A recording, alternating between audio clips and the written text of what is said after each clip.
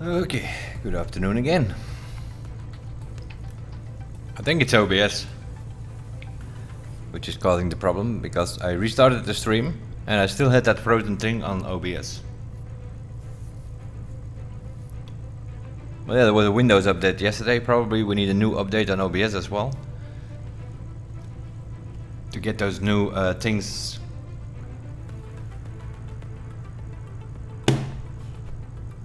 I don't know what it is. Yeah, I deleted the previous 20 minutes and the 1 minute stream.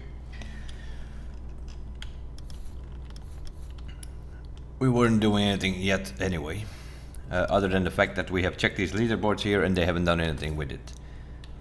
To quickly go over it again. Yeah, the stream froze, so we had to reboot, for those wondering, if you are seeing this video for the first time. Afterwards. These are the scores that you can get in this bullseye. The scores which are on the top there are done with the double FX. They fixed the double FX, they did not clear the leaderboards. They did something with some of the leaderboards, but in this case they didn't do anything. So I don't think they did anything with the bullseyes. My guess is they couldn't fix it, and then eventually put the game back on live to make that happen, or something. I don't know. That's my guess. Over here, what was going on with this? These are the slaloms, let's say, right? I looked at this slalom before the maintenance. 17,000 points, or 17,200, 300, whatever, are possible here.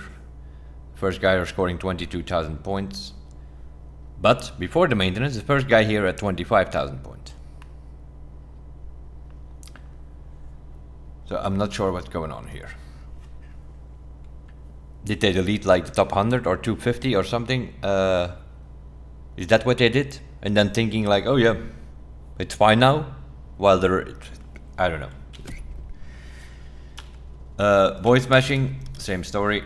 They did something strange which makes no sense to me, but on a good run you can score 120, 122,000 points, something like this on this voice smashing. We know because that was sort of what we were getting. The first guy had 138,000 before the maintenance. They removed him, but then the guy with 133 is still on there. Which is also, in a way, it's a bad run with the double FX, my guess. Because the real double FX players score 150. But with a single FX you can get a 120. And I know because the guy who in the summit had 150, I followed him, he does the same route as me. I scored in the summit 122,000, I think, in that last summit where we did this skill test. So single FX is 120,000 score. So whatever is up there still, I don't not know what they done. What it looks to me is like they, on some of these things where they thought like, oh, the scores are a bit high here, it seems to me like they removed the top 100 or something. And then this leaderboard should be, we should not have it. This is like, whenever I was doing the skills for the first time, I set some scores on these things. I still are in that leaderboard and I still have a score. I haven't done this in the last 24 hours. So I have no idea what they've done with the leaderboards, but they definitely did not clean out the affected leaderboards or whatever they announced. And the way that I said it is like, the affected leaderboards. Well, I will have some news for you, dear Ivory Tower. The affected leaderboards are every single leaderboard in the game is affected by the double FX. Whether that is a point-based slalom or boy smashing or bullseye. Also the escapes are affected by the double FX because people are using double pure and double frenetic on their car and they're flying to the moon over a mountain, which you cannot do with a single pure extra pump combination or something. It's not possible. So you don't need to go look around on your map and which are the leaderboards affected. Every single leaderboard, whether it's a playlisting, the same story. People are using double pure, getting faster times, getting faster to the top speed, using double extra pump, which give them way more nitro. Every single leaderboard in the game was affected by the double FX glitch. So what have they done during the maintenance? They removed those double FX glitch parts, and they also fixed something with the custom where it was charging people crew credits instead of bucks or something, for that matter. So yeah, not sure what they're gonna do with those leaderboards, but what it looks to me like they removed here or there on some of these things the top 100 or something, but they should have cleared out every single leaderboard, because every single leaderboard is affected by the double FX. And clearing out some random top 100 guys or whatever.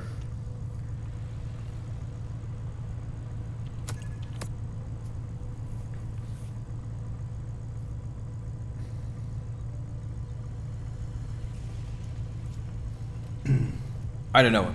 Maybe they took a picture from the data of people who had double FX parts in their game and then removed their scores from the leaderboard or something. I don't know what they've done, but some of these scores which are still in these slaloms and whatnot are not possible with single skilled. So you tell me, Ivory Tower, what you've done. My advice to you is, beginning of season 5, delete every leaderboard.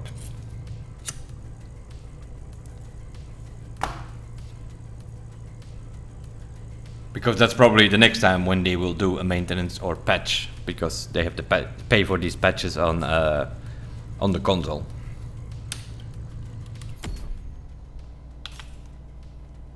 Xbox, I don't know if Xbox is charging, but PlayStation is definitely charging for updates.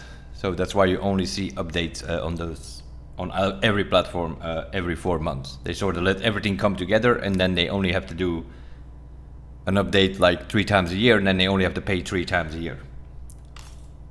And I think it's the same for Xbox. Microsoft also is charging if they want to patch. That's why they don't do like weekly patches or something, because some of these things, they could be fixed way sooner. Right? But they're not doing it, because they have to pay for it. You have to buy more vanity, I think, that they can do weekly patches. That's sarcasm, my guys. Don't go tell around that RMD tells you to buy vanity. Okay, Summit. Summit is a bit of a strange beast this week.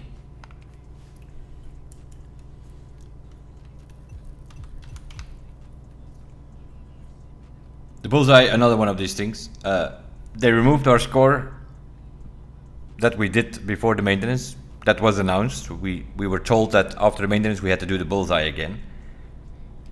But I don't know why. Because the thing is still kept out. Even after they removed the double FX, the Bullseye is still kept out. It's still a kept out score from 129,149.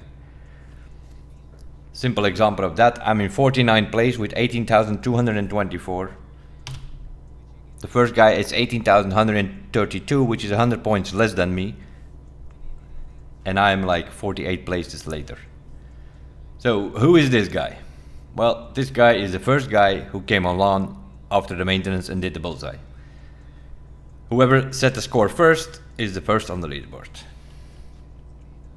That is if you have 129, 149, because it is possible to score less points. If you, for instance, just take a boat.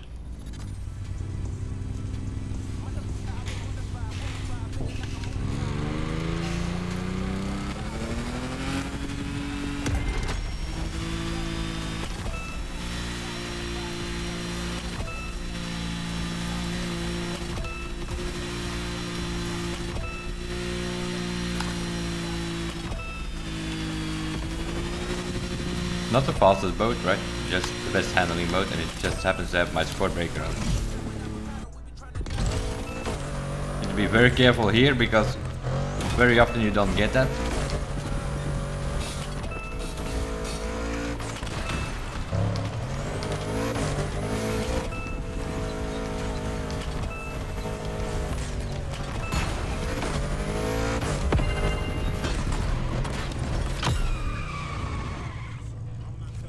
See what I mean? 129, 148, 129, 147. If you score a low 17,000, you get 129, 147. If you score 16,000, you get 129, 146. So make sure you have an 18,000 score to get the maximum capped out. You can also just go the other way. That's easier. Then you don't have to worry about the trick. I haven't done it yet, so let's try it.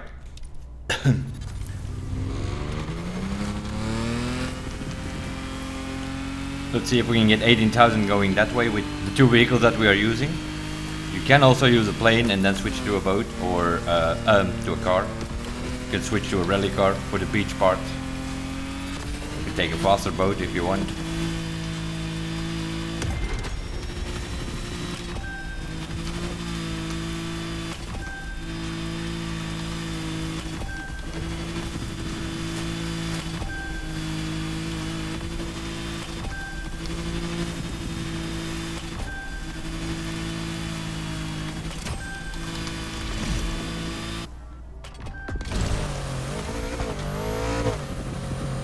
Go this way, you need rally raid, I think, or rally car or something.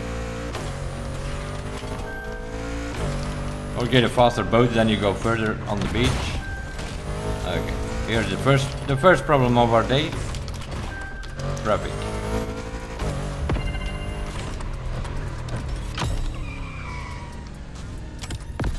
And the traffic car, I think, pushed us out of the thing. I think.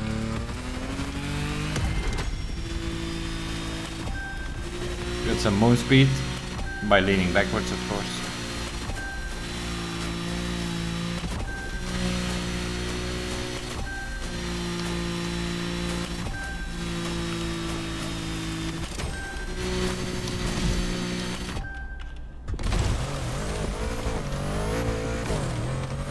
It's only one gate on the beach though, but it slows you down so much that it might actually cost you time to not get the 18k like this way.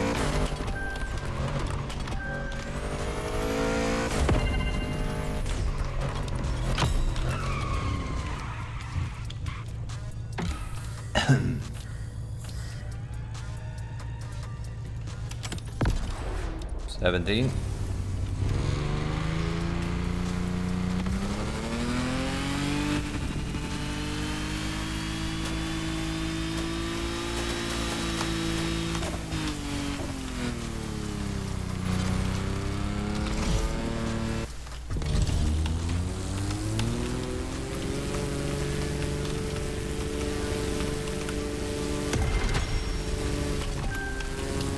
Oh my god.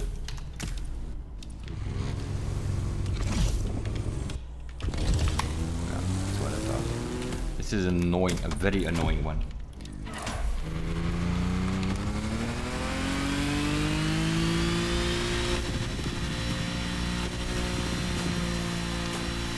To do with the plane, because the plane, it puts you in that plane too early.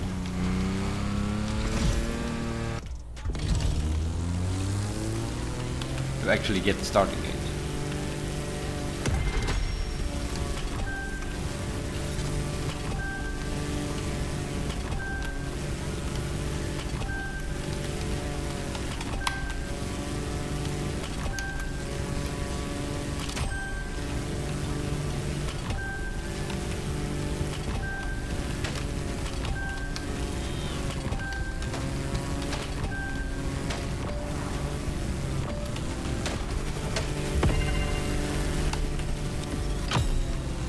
You can get 18 with the plane. 28, I mean.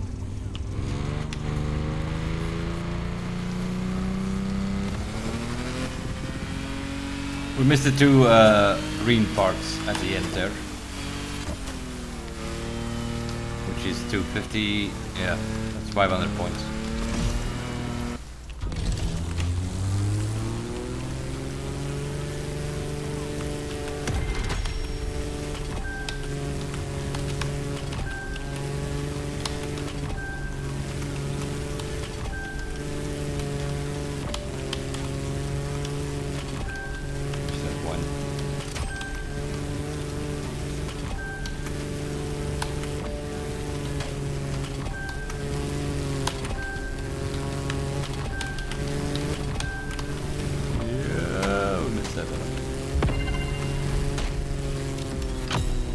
Okay.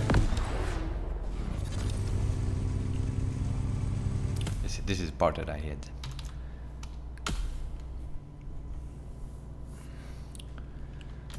This is the part that I hate on the stupid game.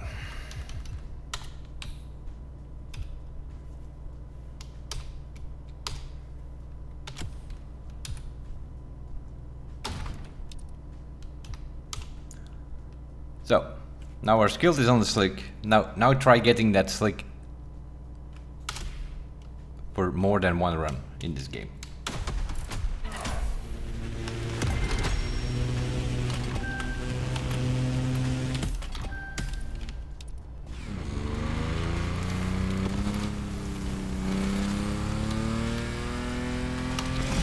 We're back in the zip code.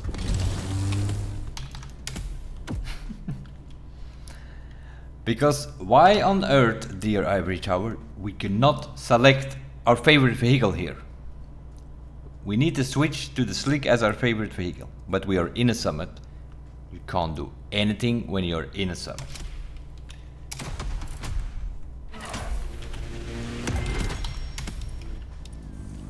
And we're back in the boat.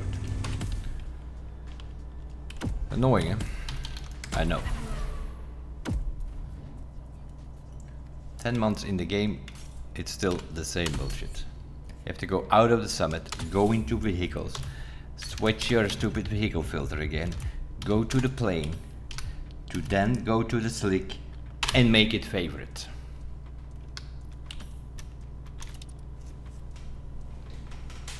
Then open that menu again, go into activities, go to the summit, open the summit,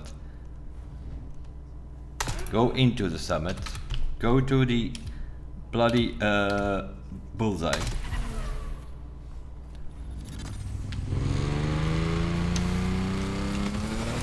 Switch to the plane.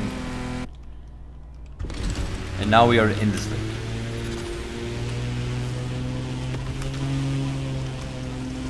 How many times did we press the button now? 10 times? Just to switch to another plane in the skill test. How is that even a thing?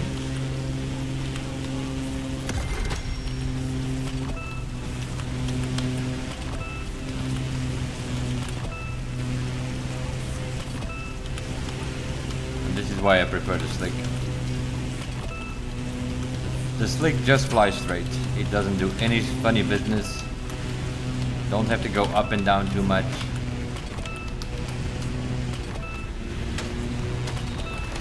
Unless you hit a car, of course.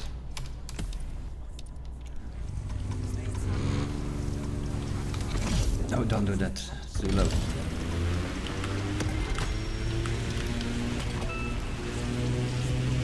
And that's the problem with the Zipco. The Zipco is always, you always have to correct because it wants to go down the whole time for some reason.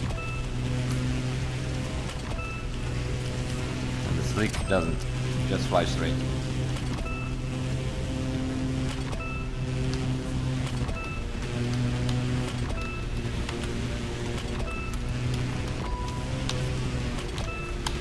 Missed one.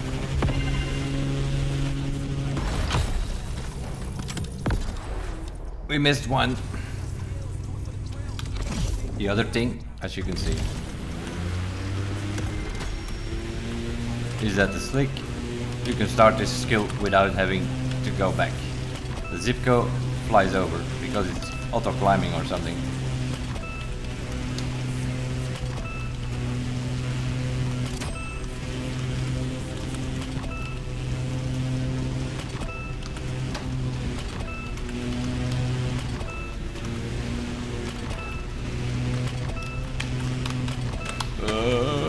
Don't miss the finish. Miss the finish. I think.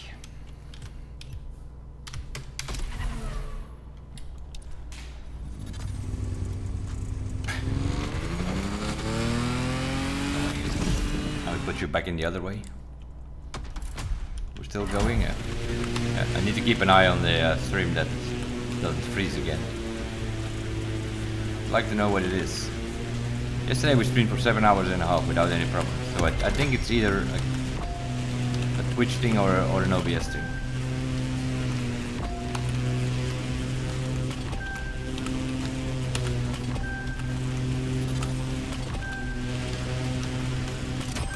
chrome thing, who knows?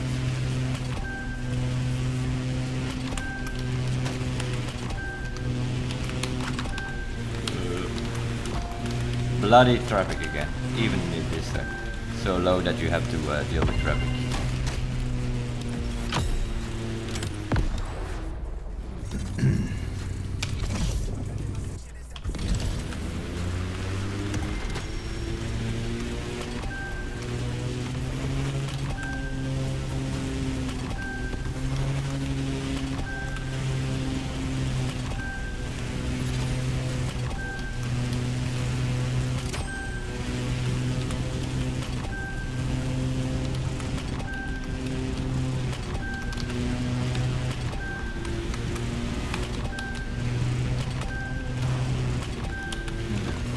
Oh, we got it.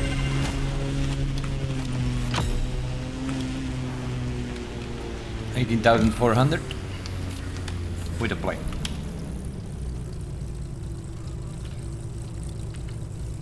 The reason I put it on hood cam is because the cameras from behind are slow, steering too slow.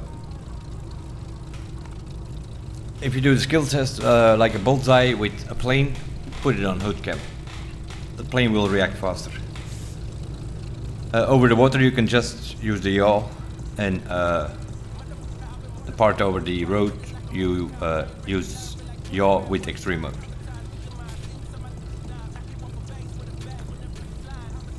$18,413 points.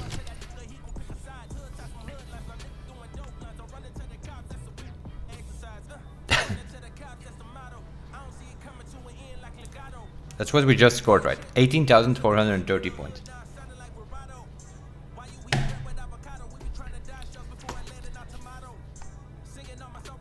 Fix your game, Ivory Tower. Get rid of this stupid cap. This guy right below me here has 18,500. Right? Guy in first place has 18,100. Get this stupid cap out of here. You have fixed the double FX. We don't need a cap anymore. Just uncap it.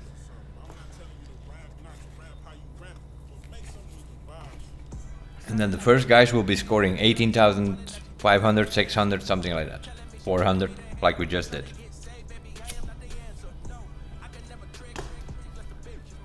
Now the game just keeps my score. Although I just scored 18,413, it just keeps this one in the leaderboard. Because of the cap of 129, 149, we did not improve that score.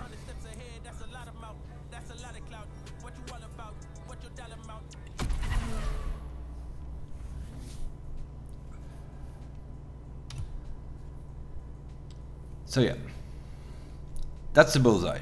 As soon as you have 129, 149, in other words, we have just proven that you don't need to test it anymore for the rest of the week. Don't even touch it anymore, because there's no point in improving. We just improved 200 points in that bullseye, but it doesn't matter. We have the capped out score, so it will not improve.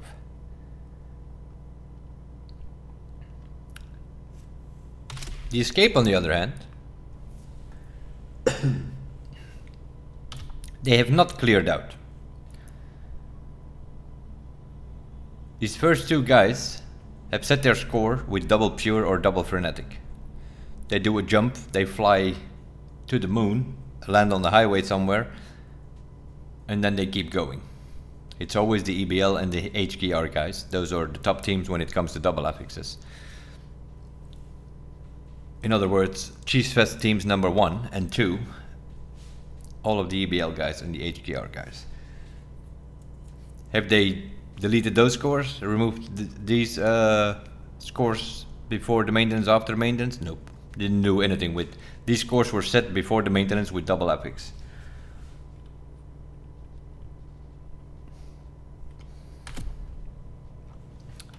Anyway. Actually what I should do is should load the ghost. And we'll see what crazy stuff is happening. That guy is driving this way.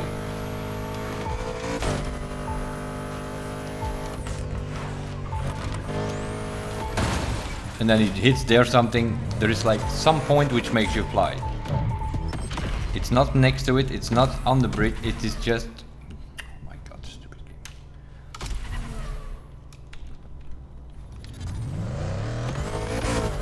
can get some more speed.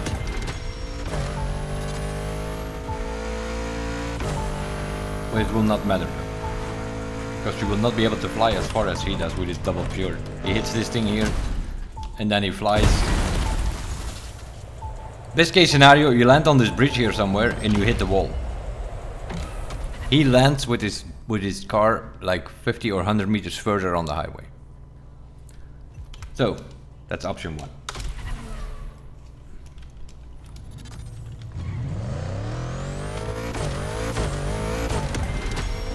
Option 2 is the same way.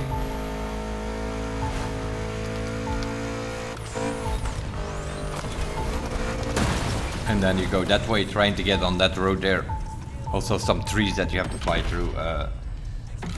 You can also get 6,000-7,000 meters that way if you have reasonably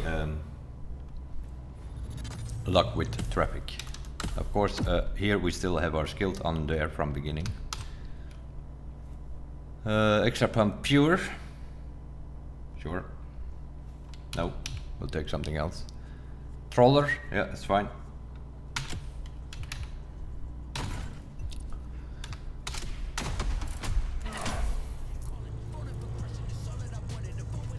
Just in case the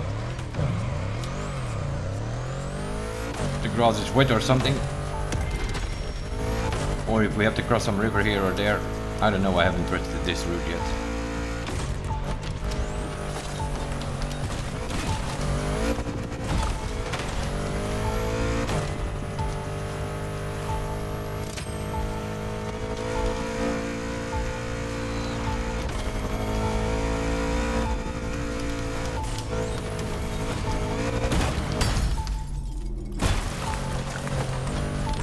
Oh, we need that highway.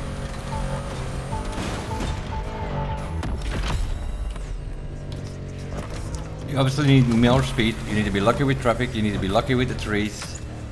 And then it's 6,000, 6,600, 6,500, something like that. Those first guys scoring 8,000 meters.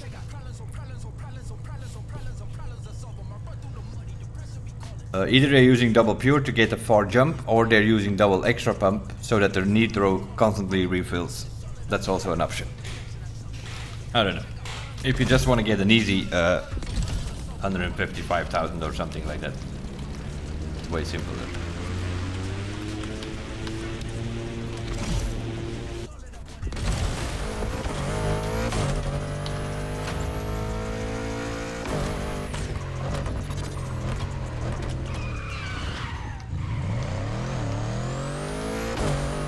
Also here, you need to be lucky with traffic though.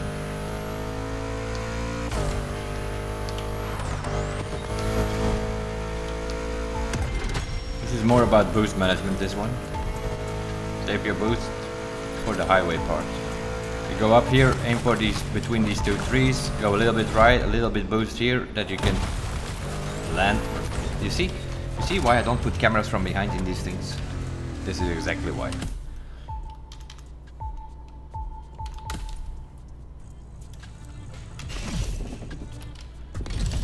I put cameras from behind when we do like Grand Raid or something. This is another reason why we need fast travel anywhere. You can just open the map and just travel to this point where you want to start, and that would save us so much time. But also something you cannot do when you're in the summit. You can't even open your map on an escape to see what way you want to go. Why? I don't know. Don't ask me why. I don't have an answer for you. You need to ask Fergus and his new crew team there that is available at the moment. Because in the crew 1 we could fast travel anywhere, in the crew 2 we could fast travel anywhere.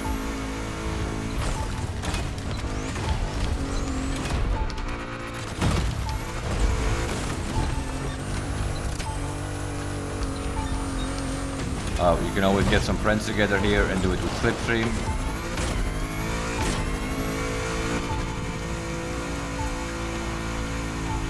Because it's pretty tricky solo to get a clean run and still have boost at the end.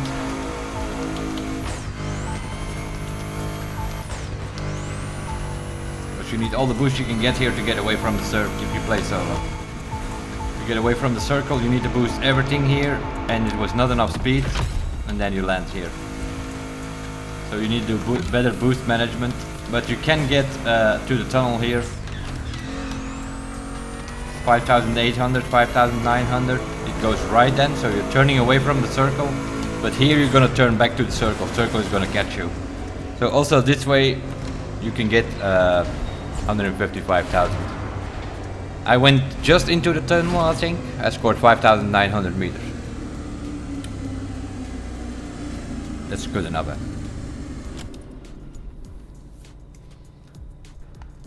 The maximum score you can get is 157,850. That is the cap in any of the normal scoring events in the crew franchise. Always has been. That has changed now with this summit, obviously, because of the clean driving bonus, which is 40,000 points extra, which would mean that theoretically the maximum score is now going to be 197,850. I don't think there is anybody who has that on any of the events, but because they have put a 40,000 clean driving bonus on all of the time attacks. So yeah, 155, 177, it doesn't matter that much. If you're dealing with 6 events with 40,000 clean driving bonus, 155 or 157 on an escape doesn't matter that much. And this route is easy to get 155,000. The speed trap, on the other hand, is another story.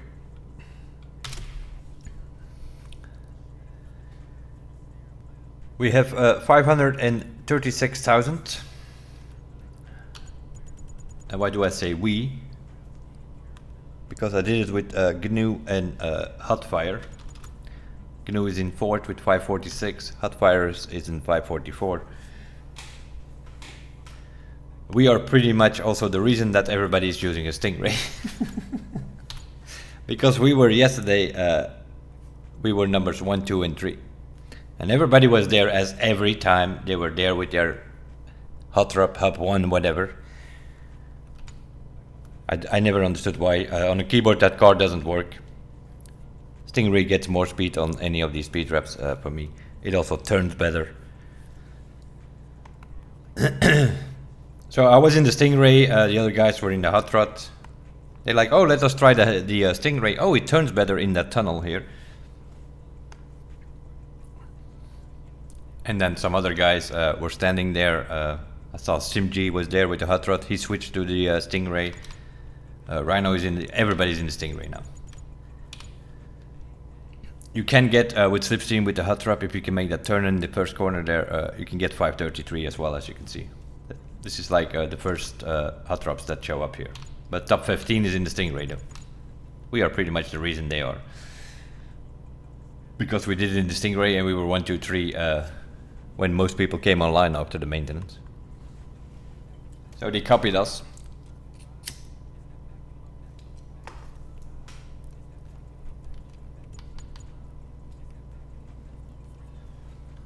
Lucas was there as well, so he had got some slipstream, but his teammate was there as well, so we were like with 4 or 5. We were with 3 in the crew, and then the 2 Polish guys were with 2 in the crew, so we were pretty much with 5 there. The first guy pretty much probably did it solo. That guy was already in the crew too. I don't trust him. I think he's full of shit. There was always something strange with his scores and times, so and now I see he's also in Motorfest, so yeah. If you see that name, I wouldn't trust it very much. That thing is legit. It could be, if you had a good slipstream, but there you will see, if you see his names in other things, you will see always something dodgy with his times. So that's what's going on with speed trap. There are a few things over here that are kinda important. Well, not important, but they can be annoying if you don't deal with them.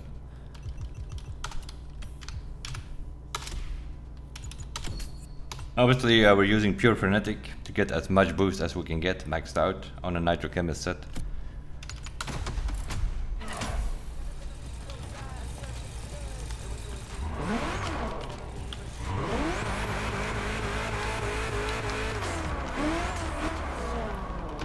My advice would be start here. And the reason you want to start here is, well, first of all, you have an easier angle to take this corner. Secondly, you will see a lot of traffic, and they will stop right here, and they will stay there. And the reason they stay there is because if you start here,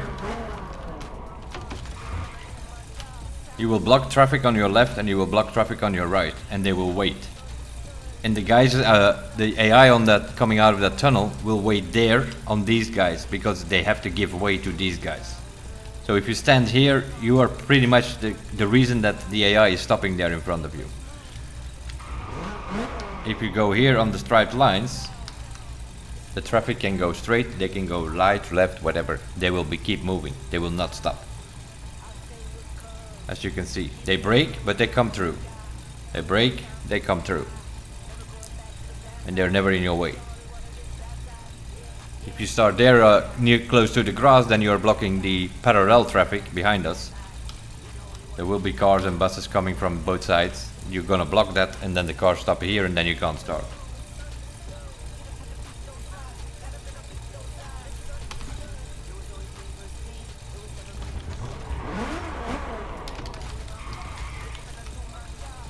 You want to start in third gear, switch to fourth gear as quickly as possible. Gentle on the throttle in the corner. Coming out of the corner, you go to fifth gear and boost all you got. Pretty much it. Fourth gear, gentle on the throttle. Fifth gear and boost all you got. And then you need to be lucky that you don't have this.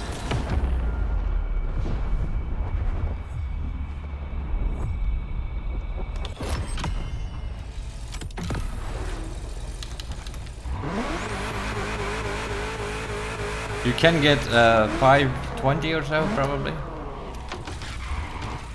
if you do it solo.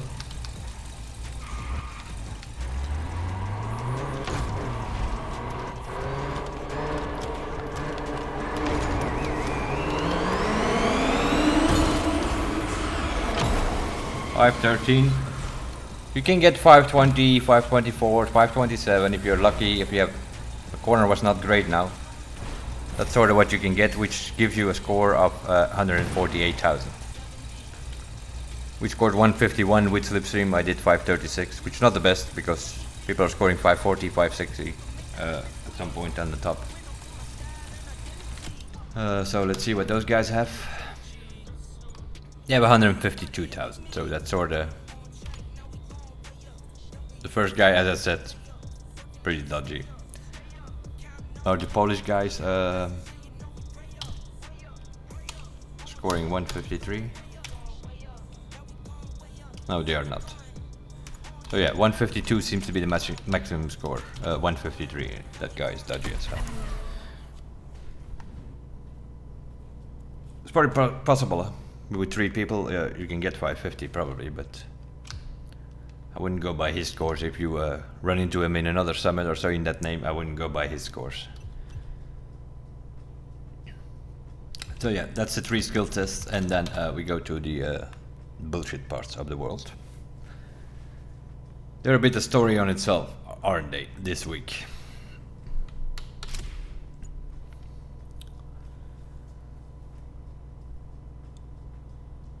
In this vehicle is the loaned vehicle. Here the time matters more than the time bonus, or than the clean driving bonus. As you can see, I have a maximum score of 40,000 because I drove within the capability that they give it to us with that thing. That thing doesn't stop. I drive an automatic gearbox, that thing does not stop. It just slides all over the place. If you hit the brakes, it just slits straight into the wall or something like that. So you need to be very gentle with the throttle, and definitely with the brakes. You need to brake earlier than you think with that thing, because I don't know, again some loaned vehicle with depth settings, and the depth settings are so bad that the car doesn't brake. I don't know where the brake balance is, but completely on the wrong side. But it's a loaned vehicle and they think it works. Whether you play with a controller, a keyboard or a wheel, it's all the same for the devs, because they give you one car with the same settings and the same parts. And then they call it, what do they call this mode? Fair PvP, I think it is, right? Isn't that what they call it, that bonus, this thing here? Yeah, that's fair PvP bonus. There's nothing fair about it, because there are people driving with manual clutch, macro shifting, other people are on automatic. There's a big difference between those two. On a track like this, 15, 20 seconds probably. So just get rid of this stupid fair PvP and let us use our own settings, and if you want to give us green parts, that's fine, but give us access to our pro settings that we can at least tune these cars, that these things break with whatever device that you are driving. Now you have these guys with their macro shifting, they're in 6th gear, and then you see them go to 2nd gear and their engine almost blows up, you know. And we need to try to get this car with automatic gearbox, try to get this car to stop. Yeah, good luck with that. So yeah, that's a problem, obviously. This track already is the first problem, as you can see. Because, as you can see in the friends list, we most of us have almost maximum. GNU hits a post on the last corner or something, but otherwise we would have maximum bonus. So in this event, the time matters quite a lot.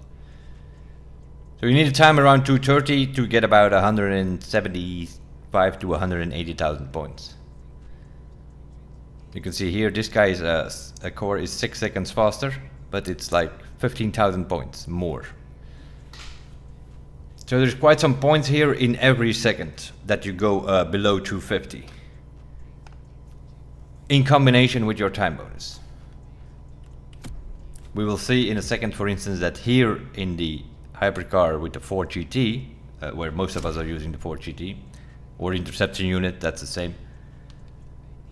There you will see that it doesn't matter that much. Here there are people who have less points than us with a time like 3:36. I think Rhino does 3:36, yeah. Here you can see it, right? Rhino, who is going about 20 seconds faster than me, with 4,000 points less bonus, scores a few hundred points more than me. So here, in this event for instance, the time does not matter that much, as long as you are around 4 minutes or under it. It starts counting in against you if you are above 4 minutes. So those people trying to get 40,000 and stay on the road and not cutting, getting a time around 4:30, you're not going to do very well in this event. You need to have a time around 4 minutes, and your bonus needs to be somewhere around. I have a 34 here with a 358. I have finished runs with 38,500 points, doing the 3 major cuts in the beginning with 2 resets and the downhill. It really is random. Sometimes you hit a bush, it costs you 300 points. In another run, you hit a bush, it's cost you 2,300 points. Completely random bullshit again with these bonuses.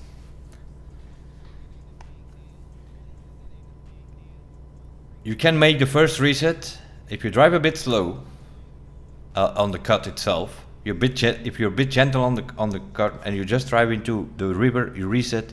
You can make the first reset with a 40,000 bonus still on your timer. The second cut is always gonna, no matter if you take the route that we take or you take the Rhino route who just jumps to the checkpoint, it's gonna cost you points there. Then you go to downhill, we just let our car go down. If you go in between the trees, you do not lose any score on the bonus.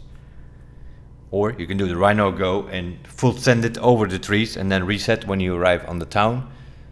Then you have, that's where he wins it, because he comes on the checkpoint coming out of the town. He has 133, we have 144 or something there. Time-wise, that is. So yeah, you need a time around 4 minutes and you need to get that bonus as high as possible. I have finished runs yesterday with 38,500, but I think my time was 4.7 or something, which give me actually less points. So it's a combination of having a time around 4 minutes and trying to get your bonus around 36, 37,000. I don't know where I am overall. This is the PC, but 17th overall at the moment. Let's see who's in first at the moment, whenever the damn thing decides to load. These leaderboards, man. Ah, yeah. Surprise, surprise. The HKR boards again.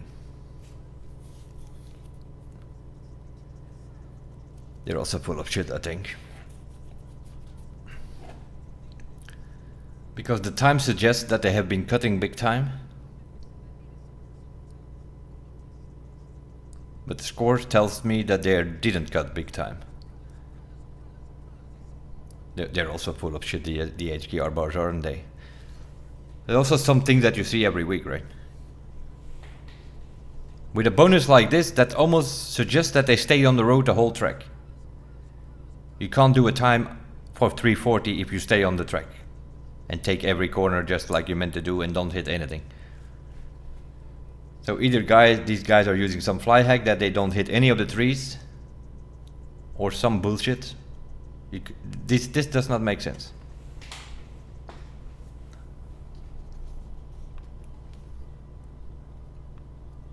$340 with this high bonus, this makes not make sense. You can probably get a time around 4:10 if you do it, for instance, with a team in slipstream, but then of course also make sure you don't hit each other, because that's going to cost you bonus. Probably something like that happened. But the 340 in combination with this high bonus on this track, I don't know. We know these guys are full of shit. They're using every thing that they can use in the game, right? They were also, together with the EBL boys, were always using the double FX in every of these things. Let's see what we can do on that first one, if I remember the route. I did it like once or twice. We have maximum bonus here, so we arrived with no damage. The problem that I have here with automatic gearbox is that that car does not brake. Which is a bit of a problem.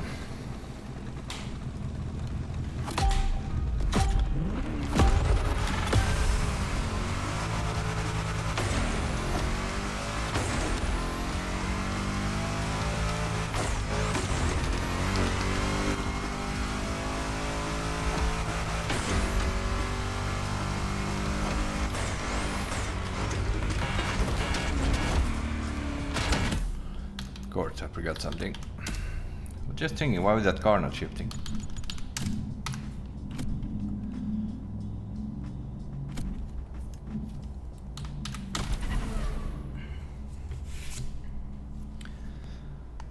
The brake balance is wrong, the suspension is wrong, and also the camber is wrong. So there's a problem with this car if you drive on automatic. You can already hear that. It's wheel spinning on the start. Manual shifters already gained a second here on us, because we're standing still for a second before it actually starts moving.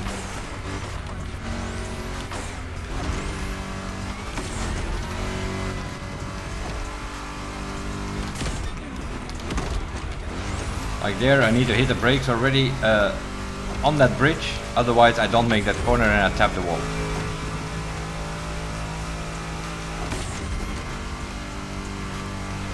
So that's probably costing me another second. I'm sort of losing about 10 seconds to the macro or to the manual boys in general. Not only the macro shifters, also the people who just use manual gears.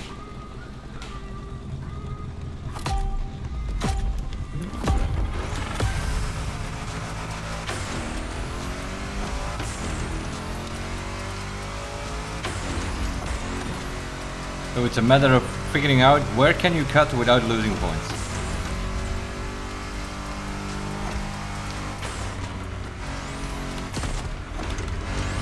Here I need to keep it as much as right as possible or he will understeers.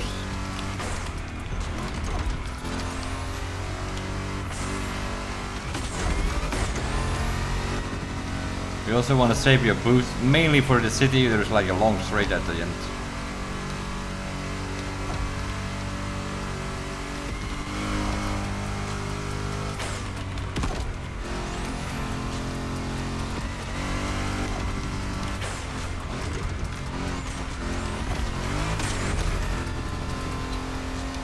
What I mean by keeping your boost is always keep your boost in blue, right? Never in green.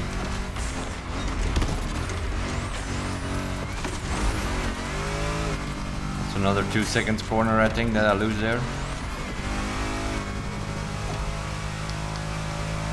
Sort of know where I lose it. In every corner where I have to brake I lose it. Compared to those first guys.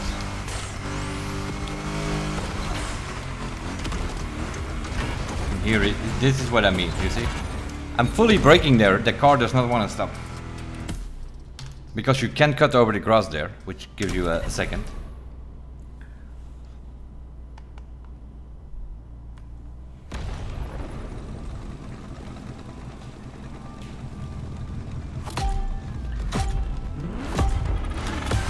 Because this bonus shit is one thing, but the fact that all of these tracks are again on wet roads is a huge disadvantage for everybody who drives in automatic.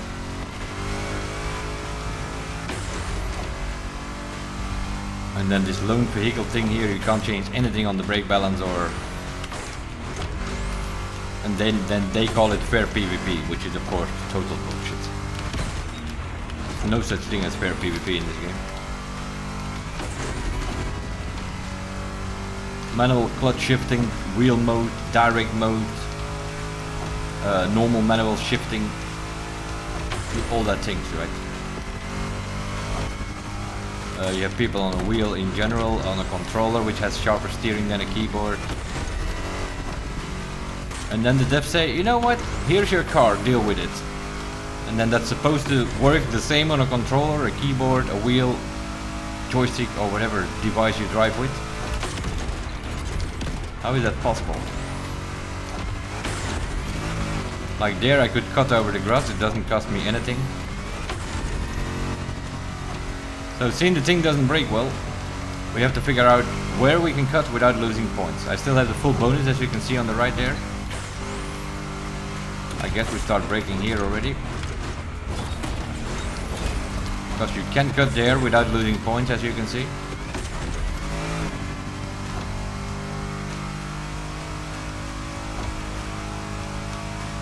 Here I lose another second because I have to start braking here now to make this turn or I hit that container thing on the left here.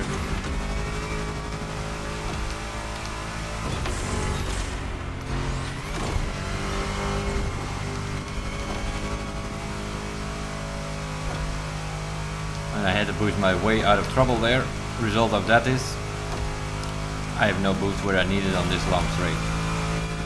Here you want to be on the top speed, that's pretty much. I need to start braking here already. Oh, there's no way I make this corner here.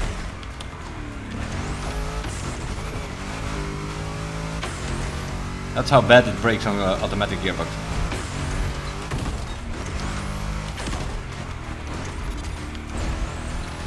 And here, as always in the city, in every corner there are lantern posts that you can hit. So you don't want to cut it too much.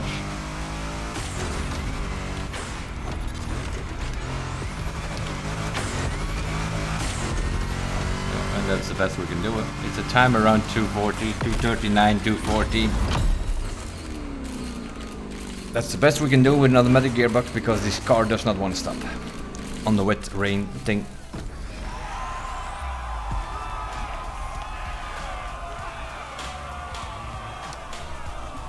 So, what did we? Oh, we need to see what we get.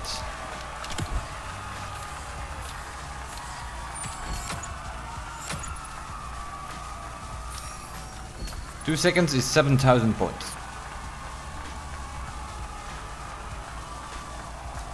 So that's what I was talking about earlier. In this event, the time is more important than the bonus.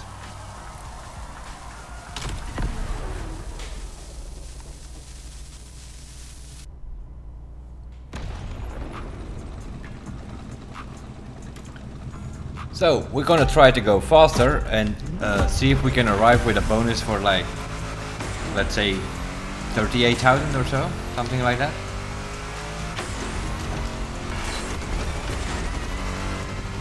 Little touch on the brick wall there, costing you about 20 points.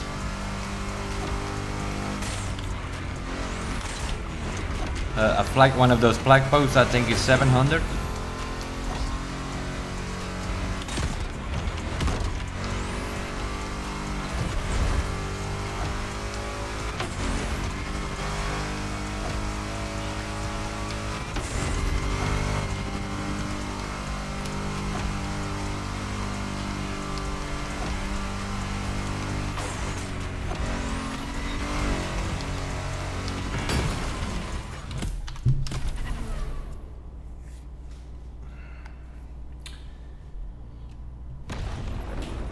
Yeah, we're still on hood cam, so you can't see what happened, but just taking that corner, the rear of the car broke out. Again, brake balance issue. In this case. Can be suspension as well, but in this case it's brake balance. This is how random it is, right? We broke this wall in the previous run, we lost 17 points. Now we break this wall, we will lose 4,000 points. So it's pretty much with like finding yellow parts or re-rolling gold parts. It's the same random bullshit lottery again, in case you haven't figured that out. There's no consistency in this thing, right? Like if you would hit one of these flag posts here,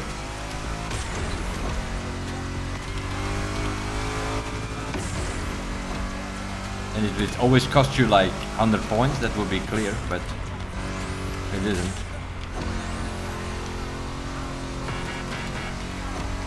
I mean, look at that. Did you see that?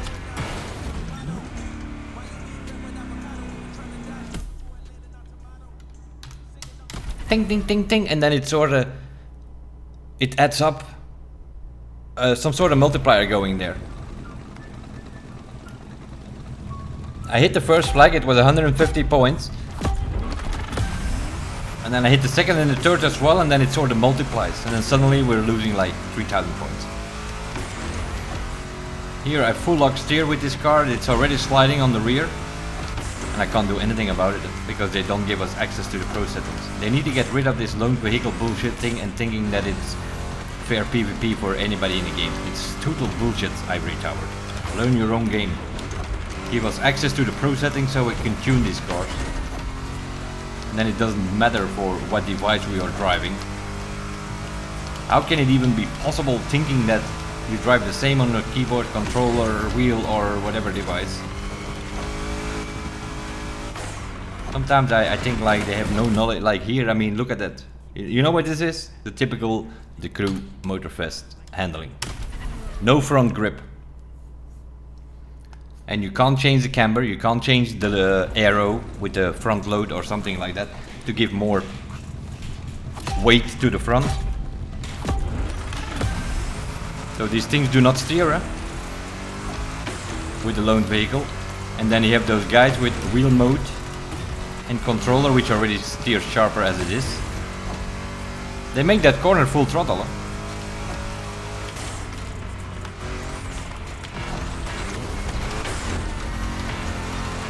Car does not want to steer, it's just full lock steering on a keyboard.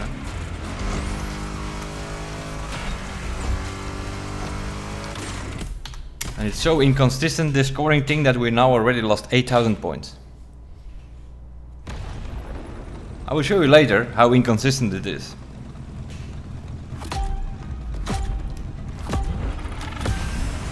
In the 4GT event, I hit way more than whatever I'm hitting on this stupid track.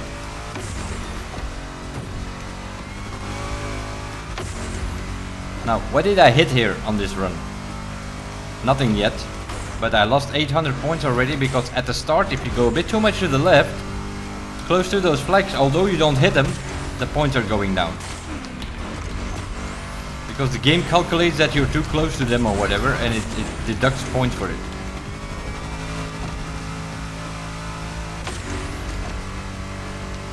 Surprised that this one didn't cost me anything. I didn't hit it, but I was close to it.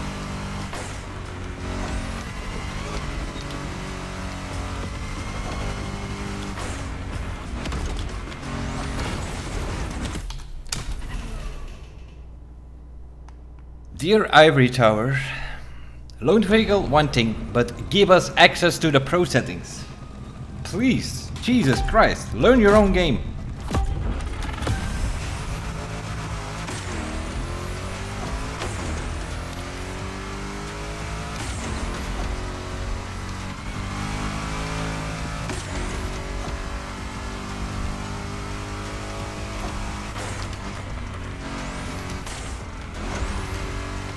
Like a rally car, you have to throw it in or something like that before it actually steers.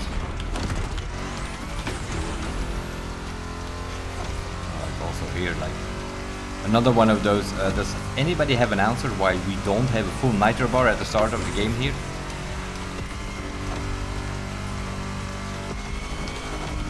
Why does it first have to refill?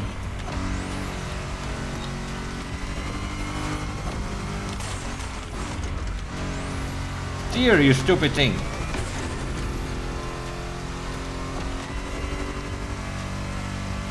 I saw a couple of runs yesterday from the controller boys. Those two left corners that we just did here, they both take these corners full throttle. Huh? Full throttle Ivory Tower with a controller. With a keyboard, you can't make the turn.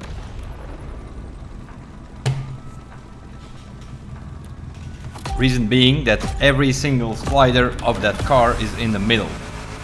Camber is at 0, suspension is as soft as hell. Instead of stiffen up the rear or whatever, that at least that car turns. And the roll bars are at 0 instead of stiffening them up and control your understeer on oversteer with anti-roll bars or the camber to get that thing going. We need more aero to the front probably because it has no front grip. There's so much wrong with this car that they give us here that I am afraid that even if I concentrate, that 240 is the fastest I can go on this track without losing bonus. Like this corner, if I don't go a throttle here, I do not make that. Controller boards are making the same with this one, right? Controller boards are doing 350, 360 in that corner. I have to go slow down to 290 to make that corner. Because they set it up so soft that it's bouncing all over the place. And you have no steering on the camera either.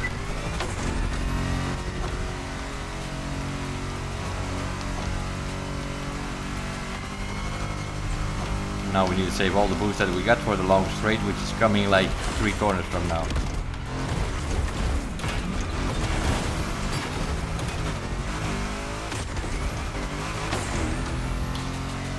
It's also not going anywhere because there's something definitely wrong with this gearbox.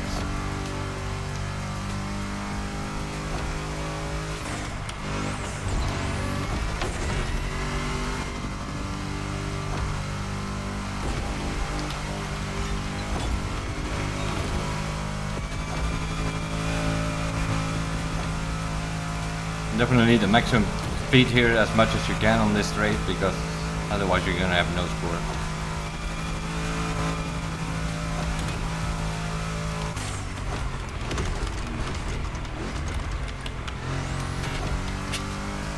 You see how early I brake and it's still not braking, eh? It has no brake, this car has no brakes.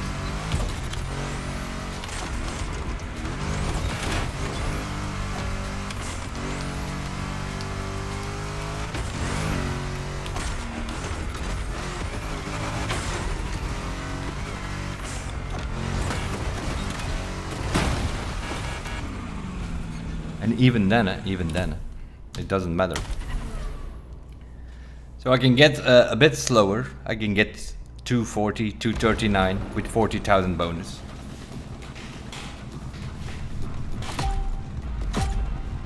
But there's nothing I can do about it. Because this car, I don't know what it's doing, but you will see. I'll show the camera from behind. Look at that. Now I break that wall, I lose 25 points. Earlier I broke that wall, I lost 4,000 points. So this bonus thing is completely random.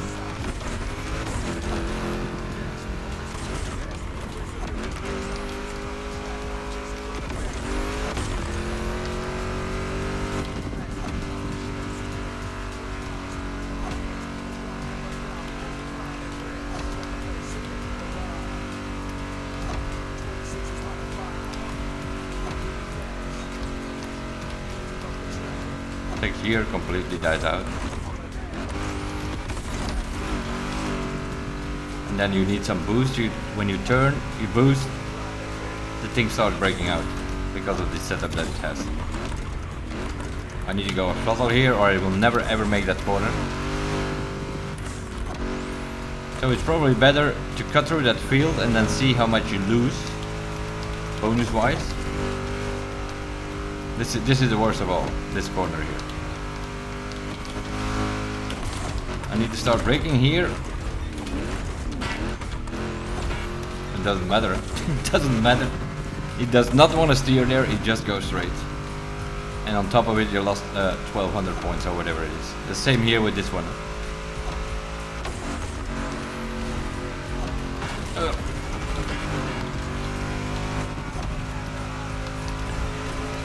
Controller boards make that corner full speed, 100%.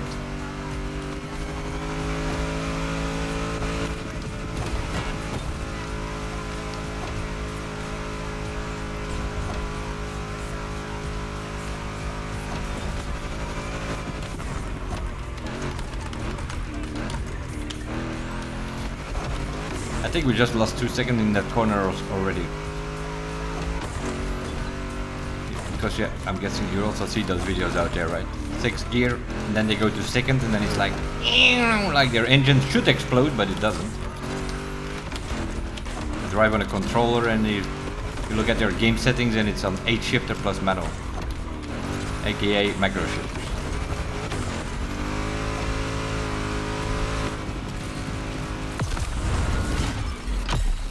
So, let's see. We got a 2:38, so we have a 2 seconds faster time, but we have not maximum bonus. I don't know what bonus we ended up with, but I think you get the idea here. We improved 2 seconds and we are improving our score.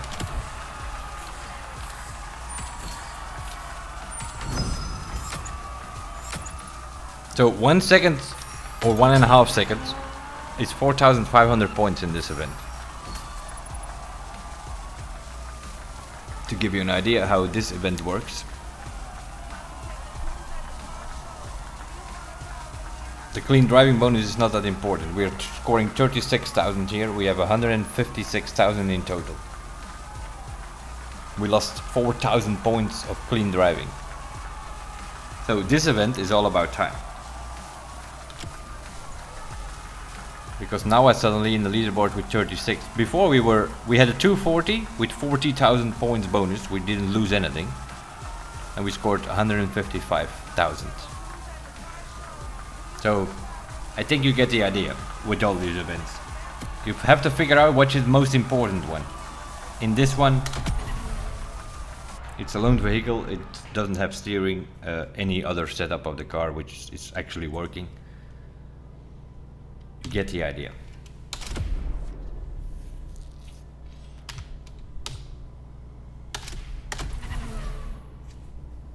Now, watch the route we're gonna take here now. And see how much bonus we still have left. You just saw that track, right? Where you could not hit anything. Where you can't cut anywhere.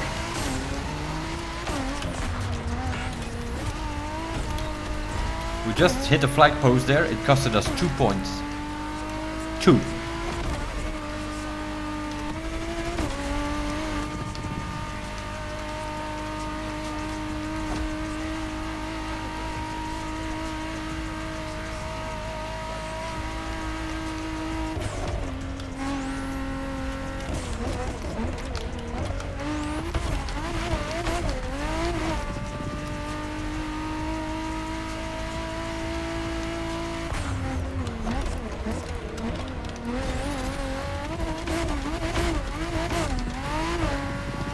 Watch this.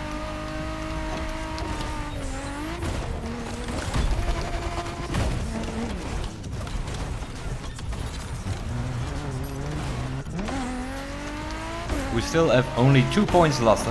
We just cut through a off-road section and we just reset.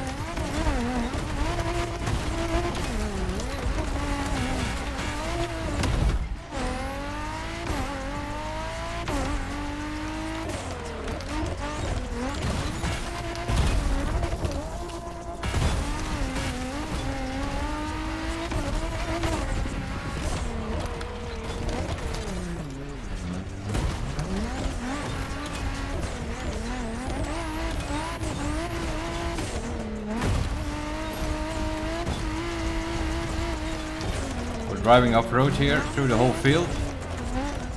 We did not lose anything on that downhill. Anything at all. We have a time of 1:52 here on this checkpoint.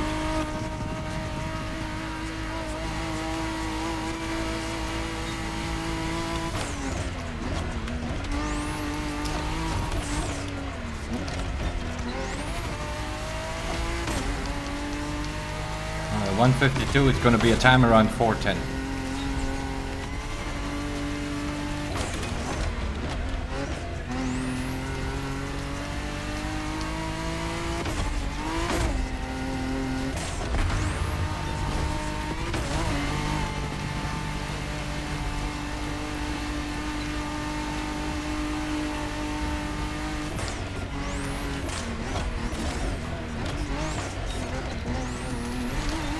Just cutting through the grass here doesn't cost us anything at all.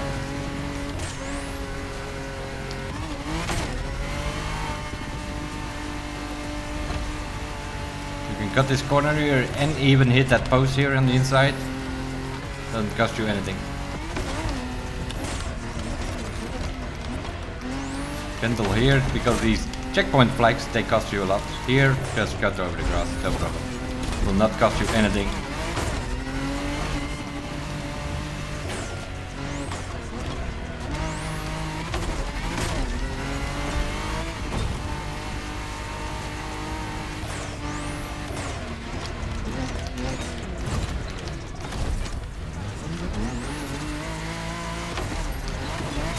Cut over the bees here, it will not cost you anything.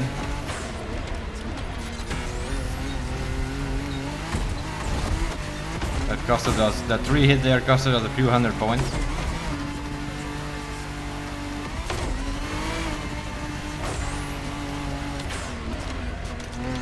You can go straight here, it will not cost you anything. Make sure you have the gutter here, no problem, will not cost you anything.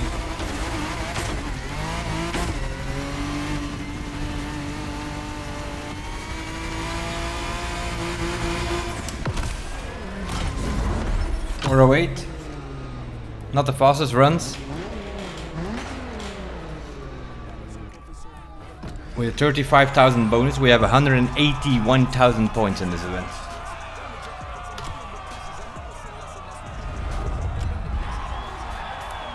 $181 with a 35,000 bonus and a 408, which is 10 seconds slower than I have in my best stuff.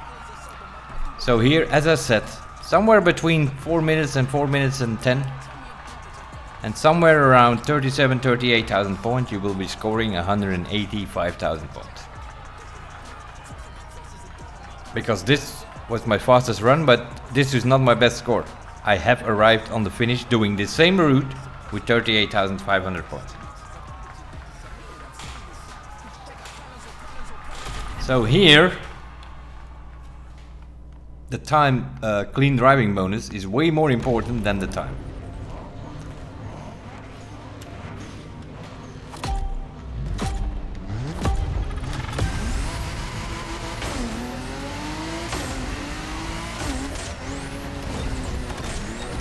Got off-road here, no problem.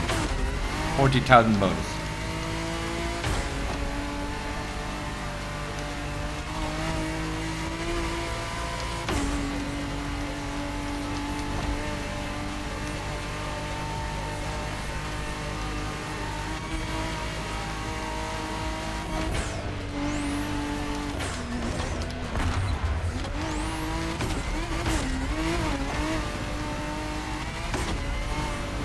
Start braking on the checkpoint here. Make sure you don't hit any of that pit spot on the left there, because they are costing you a lot of points. So we still have maximum bonus. We go to the first cut here. Drive under this clean free here, boost. And then you play with the you're sort of aiming for this thing here. You're sort of aiming for this second tree, drive behind it in the river and reset. You did not lose anything. We lost it before the reset this time. But we still have 38,900, right? There are other routes possible here. You can go a bit more right. That bush is a bit too much. That second one is a bit of the problem. You can sometimes get through there by hitting some smaller bushes. They don't cost you anything, like 100 or 200 points. They're gonna cost you. The bigger bush on the left is costing you 3,000 points. That's how random this shit is. With this clean driving bonus. But they thought they had a bright idea again or something, I don't know. And you obviously, you cut there on the start to get away from the AI, because otherwise they hit you in the back and they also cost you a lot. If the AI taps you, then you're like 3,000 points bonus, gone.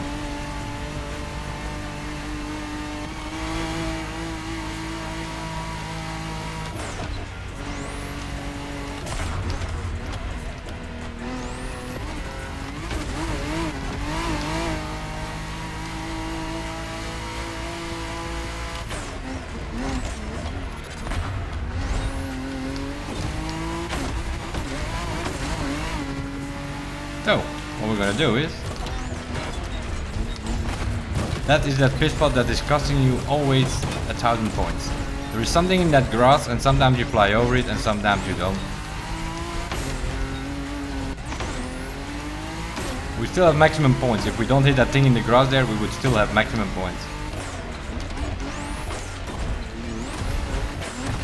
This uphill does not cost you anything. It is here where you lose the points.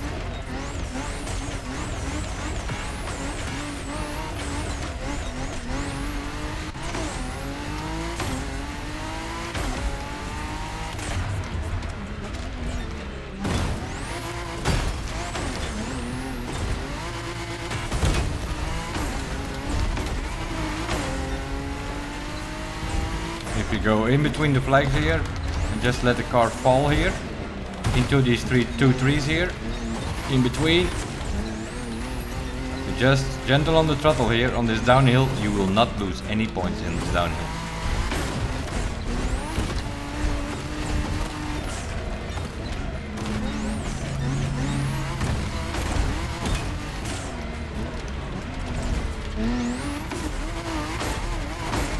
And you can do that. I'm doing it slow now. This is the checkpoint you're looking for. If you can get a time under 2 minutes here, you're good to go. Then you should have a time around 4 to 4 minutes and 10 at the end of the finish line. We have a 37,000 bonus here. We did 3 major cuts including 2 resets. 37,500 points bonus. And you finish with a time around 4:10 if you can get under 2 minutes on this checkpoint. In our best run we had 1:44, I think. Rhino, who has a time of 3:36, he has a 1:33 on this checkpoint. But he just flies over the trees, right? That where I just go off throttle in that last downhill now, he just boosts there and flies over the trees. He might even have some rocket on his car to get the air nitro going there.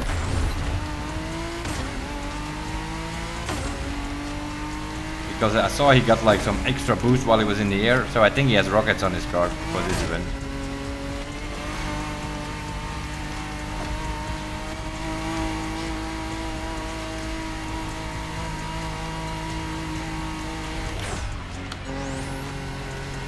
So you're gonna lose something in this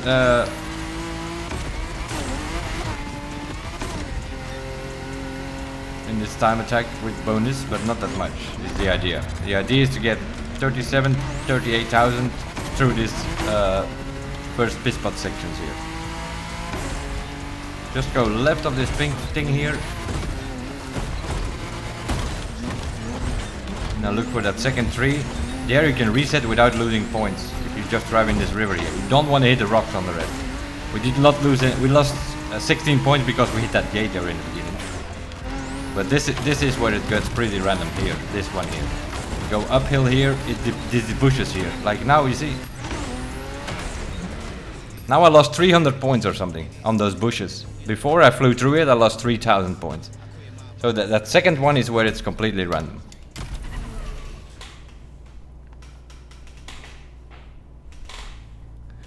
If you have after that second reset, there is another line possible. You can just go up the hill like the Rhino line, right? Where he jumps to the... that's also, but... He finishes with 30,000 bonus or something.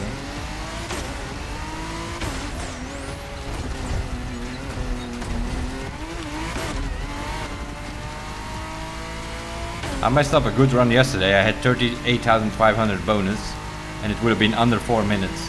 That would have been 186, 87,000, something like that.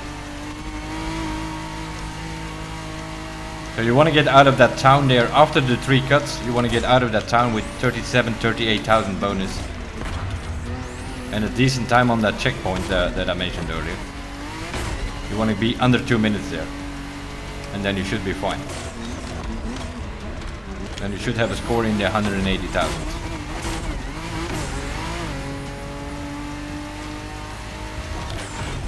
Yeah, it's this thing here. There is some light or something in that ground, and that is costing you always 117 points.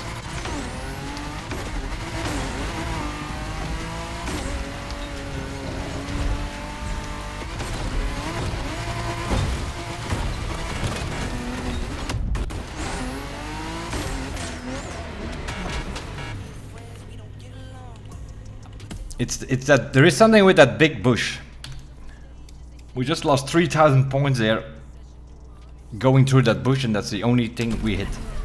We hit a lot of stuff otherwise, but we did not lose any points. So it's only that big bush on the left there where you lose 3,000. So we have to go a little bit more right. And you can reset as soon as you see the rock in front of you on that second checkpoint. You can reset there. And we cut here to get away from the AI so that they can't hit us because they are very close. Difficulty 1 or 2, I would say put them on 2 so that they go away on the start. Especially if you're in manual, because otherwise you're gonna have to wait on them because they start so slow if you put them on 1 on this track.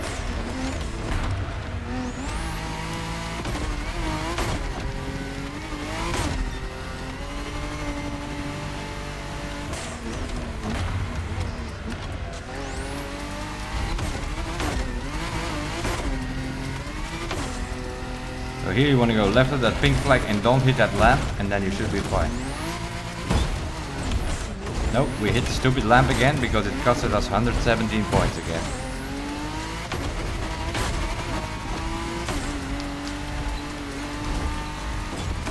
I had 40,000 at one point here going up the hill. Now I only lost 1,000 here, right? I have 37,000.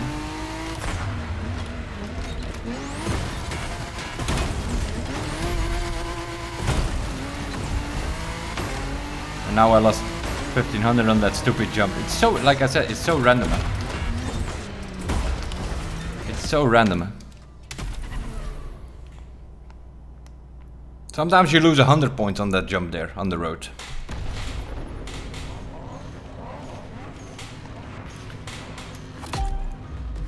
And it's so random because it's based on the speed. So if you fly over there like an idiot, you lose less points. Because the game doesn't have time to calculate. You just notice like, oh, he hit something, let's deduct 100 points. And if you go slow there, then it's like ding ding ding ding ding ding, and you lose like 1,300 points on that same section. So you really need to find the balance between going fast and driving clean. Depending from corner to corner, it will differ. Depending from event to event. Like the loaned vehicle is all about time.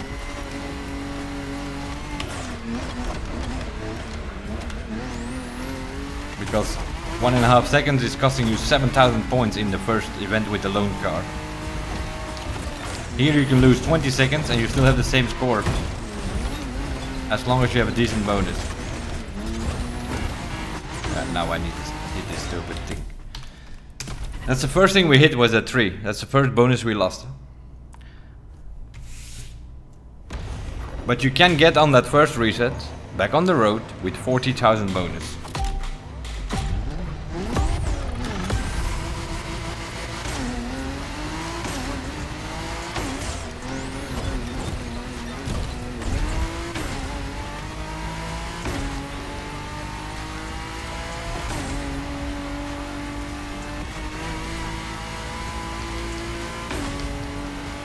We messed around yesterday with a few of us. You don't get much benefit of Slipstream here. You can better do it solo, this track. As a matter of fact, Slipstream is actually more difficult here.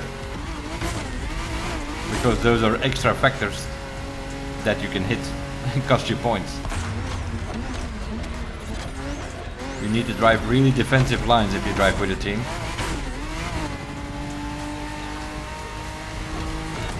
Now we hit that stupid lamp again. It's somewhere in the ground there, who knows where.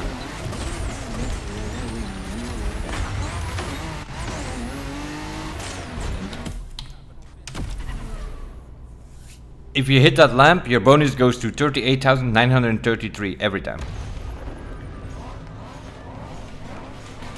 If you have enough speed there, you fly over that lamp. It's somewhere, the lamp is, it's like a spotlight. It's somewhere in the grass. You don't see it, right? It's like one time you hit it, one time you don't hit it. If you fly over it, you don't hit it, and then you get 40,000 bonus after the first reset, and that's fine. Then you can lose like 1,500 or 2,000 on the second reset. If you're a bit gentle on the downhill section, you do not lose anything, and then you arrive in town with 38,000 bonus, and then just drive clean the rest of the track. If you have a good time on that checkpoint, with, in other words, a time under 2 minutes coming out of that town.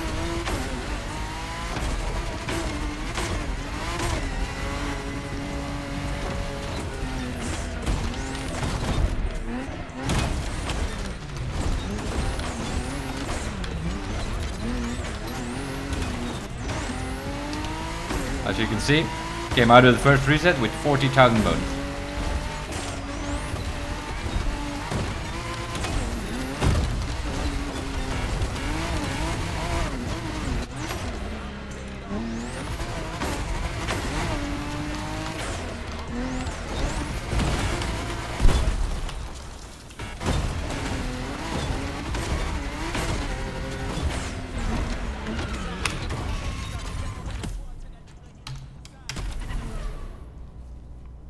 So what you want is the first reset 40,000 bonus, and you want to get that run on the second reset where you only lose 300 points.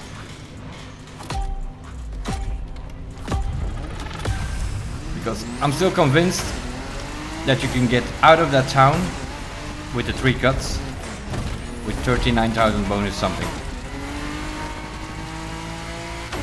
If you then get a score under 4 minutes time-wise, then you should have 189,000 in this event.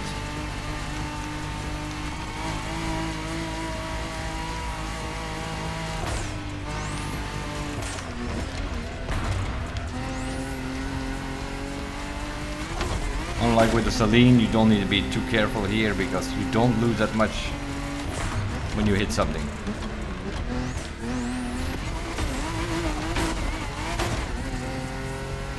With the Saline in the loaned event, you hit one of these pink things, pink flags.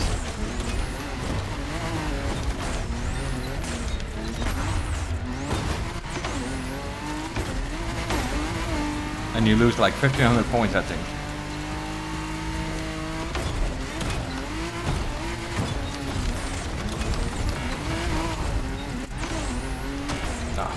Now it resets me wrong. We had 39,800 after the second reset.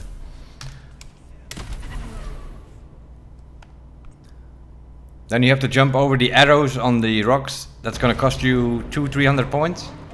If you land perfectly on the road, and then just go slowly downhill, and you're good. Then you come out of that time with 39,500 bonus, I'm pretty sure.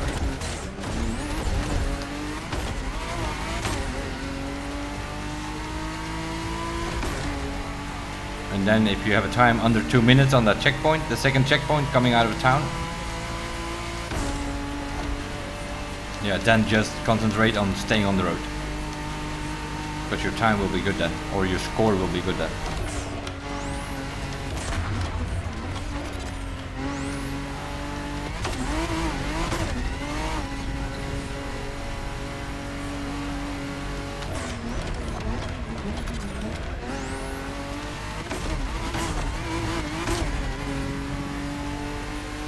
And here it all depends if you hit this lamp or not. Like now we didn't hit it, which means we do not lose anything here if we're a bit gentle here. Behind the tree. Yeah, just calculated it too. We touched with the front wing, we touched the rock. That costed us 250 points because I reset too late. And here I would go a little bit more right. Resets you a bit further, but you lose less points in the downhill.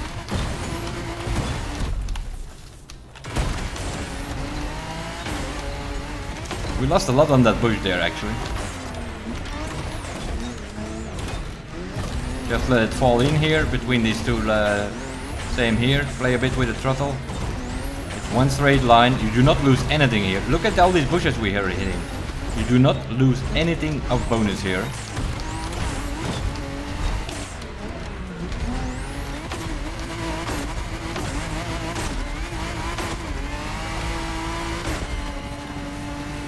$36,700 points bonus.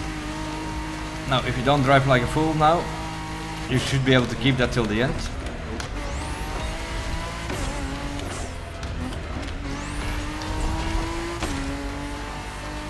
You see, I hit an arrow there and a checkpoint flag. We lost 400 points, I think. If you do that in event number 1 with the lone vehicle there, you lose 5,000 points. Completely random, this whole bullshit. So we have to do like inch by inch, corner by corner, figure out what is costing you points, what is not costing you points, how much is it costing you, is it worth hitting it or not hitting it.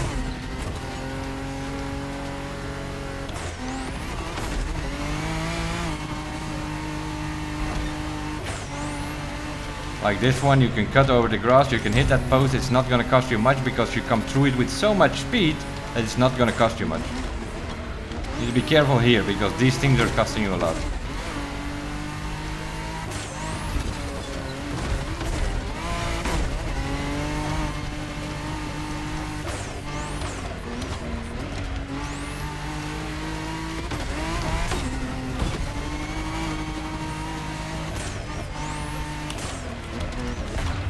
You want to brake a bit here because the Ford GT likes to brake out here on the beach.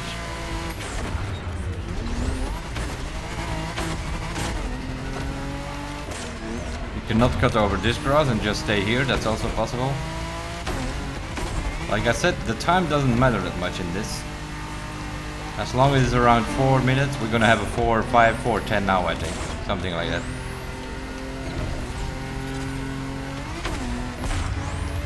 Which is also an important one, make sure you have the gutter here. You don't want to tap that wall on the left here because they are costing you a lot.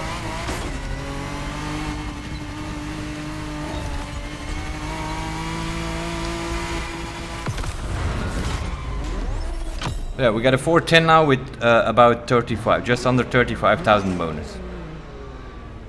It's gonna be 180 something again. Yep, there you go.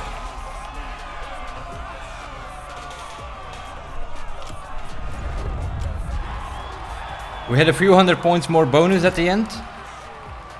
We scored 180,000, but we went like 12 seconds slower. It's only costing us like about 3,000 points, not even.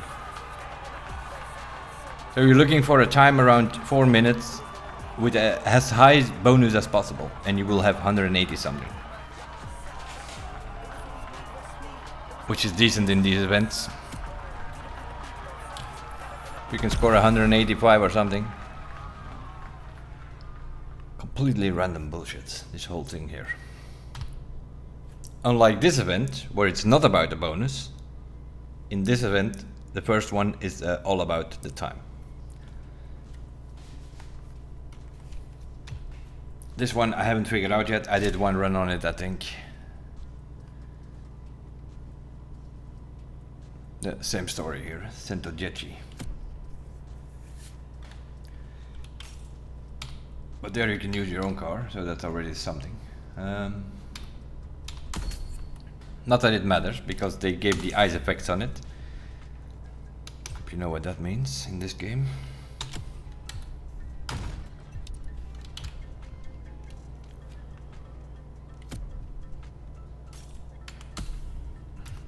They make the road wet and then it feels like ice. It's like a car which drives pretty good, brakes pretty good, steers pretty good on the dry weather. Suddenly becomes some sort of sliding ice flow which doesn't brake on an automatic rate. It's not a problem if you can manual quick shift from 6th to 2nd gear with your macro shifting, of course, but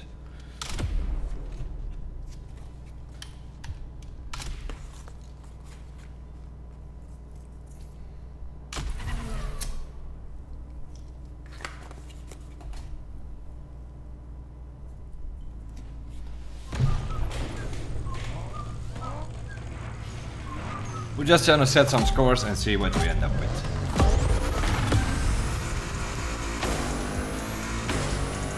This event should not be a problem with AI. Difficulty on 2, you can go in between those 2 first ones and then you're gone and you never see them again.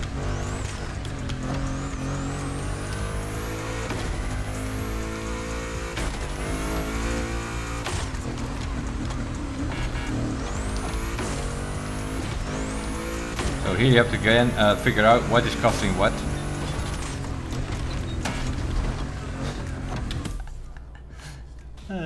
See what I mean? One of these wooden posts, 1200 points it costed me. In the 4GT event, if you hit one of those wooden posts, it costs you like 2 points.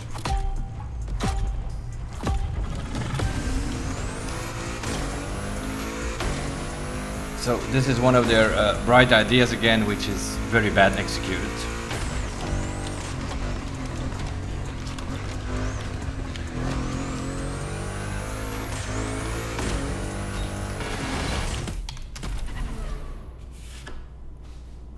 If you hit a few of those Forza walls, they cost you your whole bonus, basically.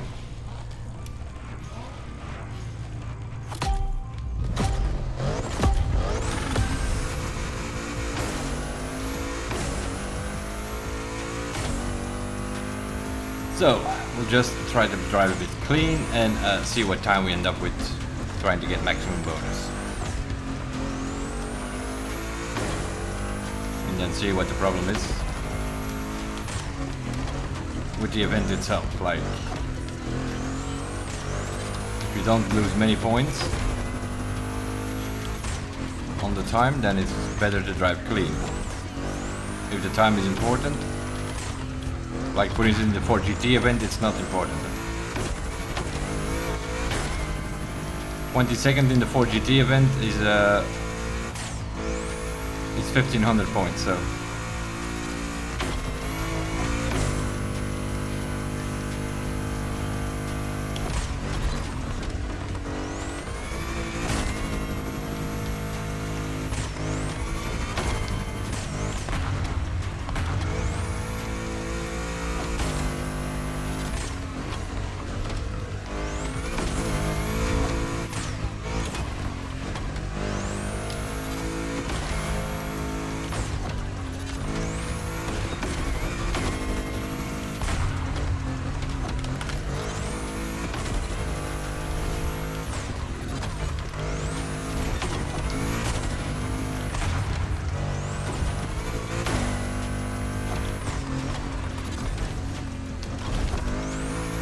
you can gutter cut a bit. Just make sure you're out of that gutter when the flag arrives.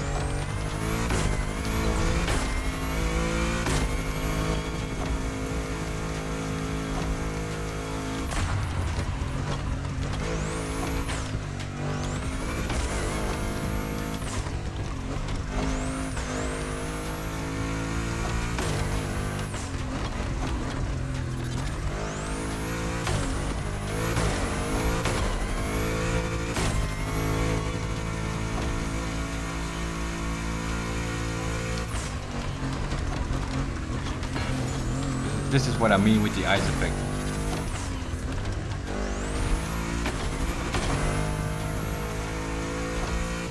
We have tuned this car stops. We go into the summit, they threw the weather effect on it, and none of the cars have braking or steering anymore.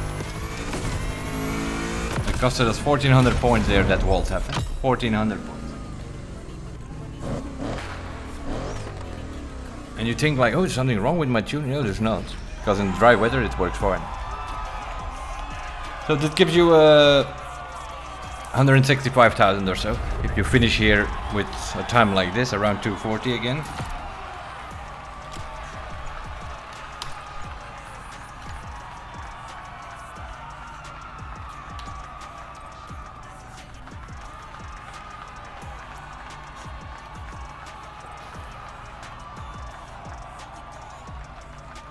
We sort of have similar thing happening here.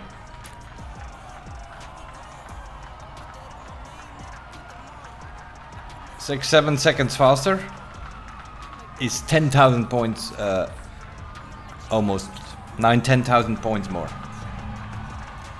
But then you have, so here the score is 230, I think. In the 4GT event, the score is under 4 minutes. Then you're fine. In this, it seems to be around 230. Because here, this guy goes 3 seconds faster, and it's like, what?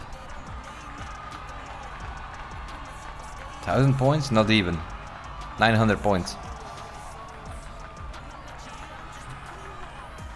So the score on this event seems to be 230.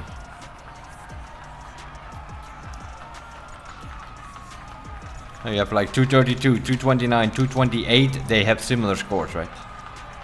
So the time seems to be maybe 235, because 233 is also 170,000. But if you do a time around 240, I mean, look at this. I have 239, I scored 160,000. Fix has 242, he scores 140,000. Oh, but yeah, he lost a lot of bonus. Okay, never mind that. I thought the difference was purely based on the 3 seconds, but no, he lost half the bonus.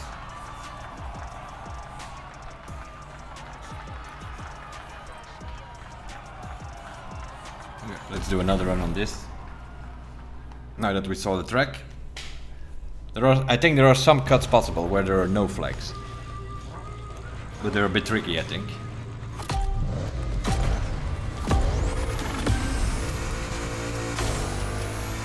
Oh yeah, if you drive in automatic, be careful on the brakes, because they made it ice roads again.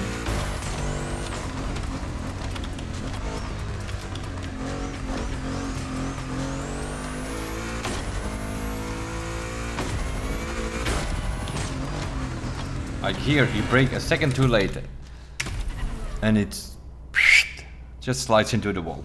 Whether you're steering or not, it doesn't matter.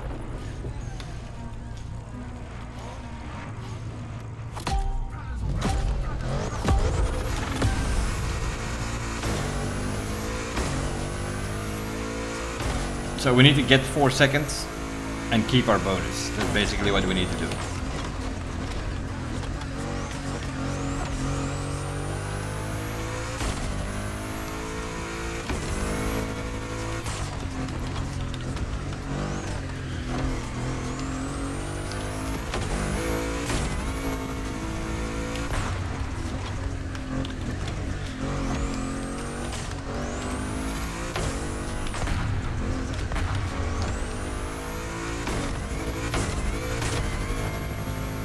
Wonderful how they ruin these events with their stupid filters.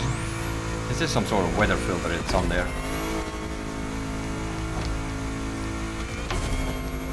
This thing is suddenly sliding like an idiot, while it's like the best, one of the better, if not the best cornering hypercar there is.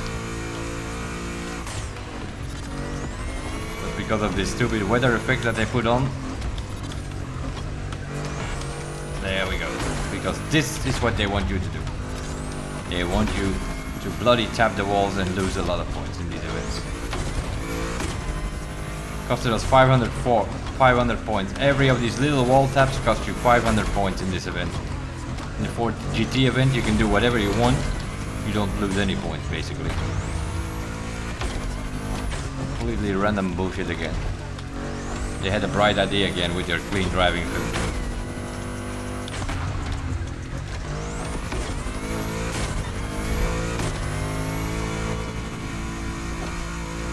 I want to know where that comes from. They must have invited some kids who cannot drive to a playtest or something. And they cried that they can never get platinum or something. And this is the result. Go 20 seconds faster and you pretty much score the same score as some guy who just stays on the road 20 seconds slower. So yeah, that's what that is. Yeah, I can do whatever I want on that corner. That car does not want to stop there. Because they made it easy as hell on that corner.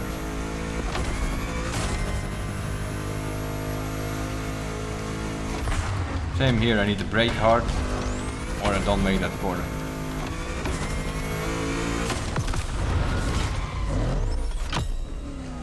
There are points where I can go faster though. We cut 3 seconds already. That's good enough to get a 170 here. 166.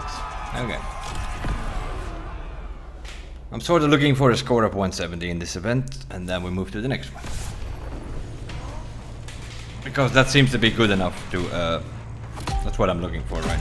I'm looking for that base score where it doesn't matter that much anymore if you go under it or not. Like in the 4GT event, it's 4 minutes. In this event, it seems to be 2:35 or 2:30 or something.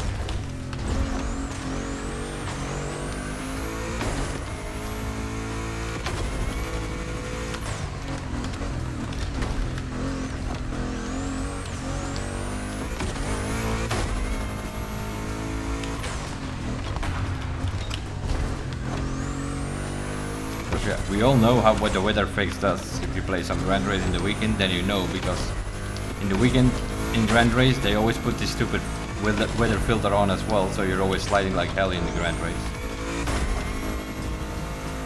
in the weekend. And we know what that means.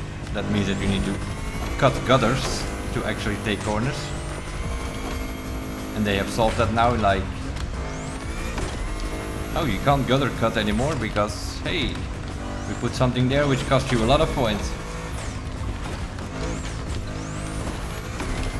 So this is not about clean driving, They basically want you to drive slow.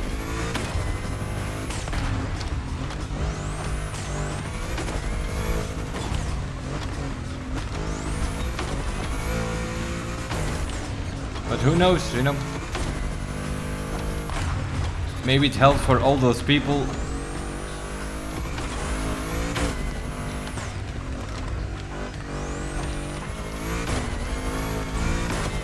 Maybe this is a test in the summit for the Grand Race. That would be something, wouldn't it?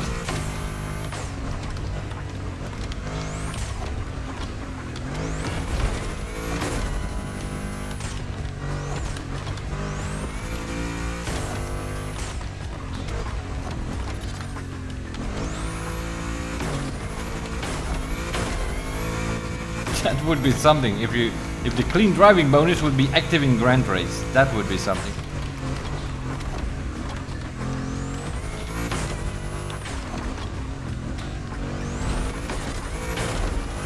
People are not gonna make much money anymore, I think. You can see how they drive there.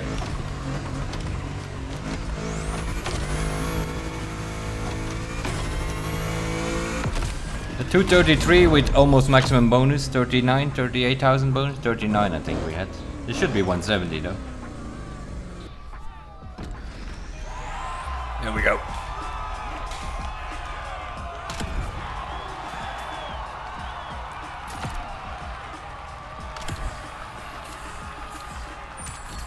A 233 with 39,000 bonus. We tapped a flag here or there, which costed us 800 points. Good enough.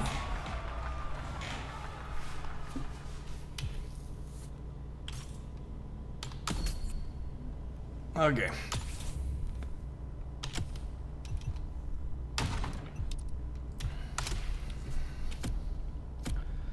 Let's have a look what's going on here.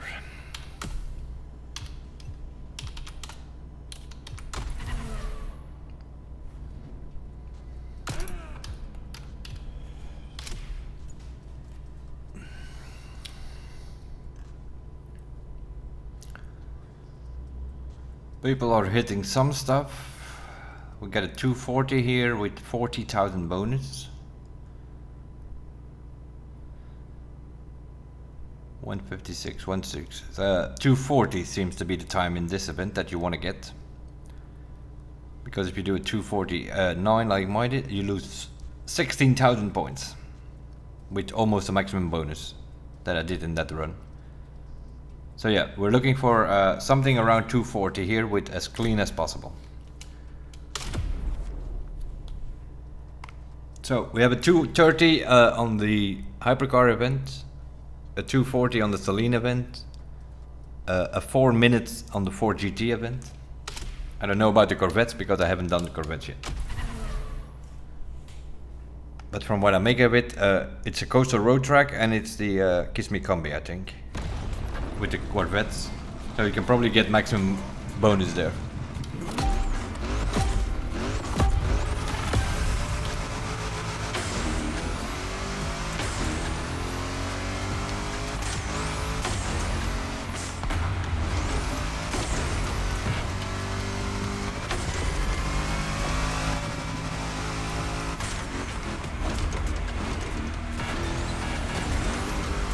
Okay.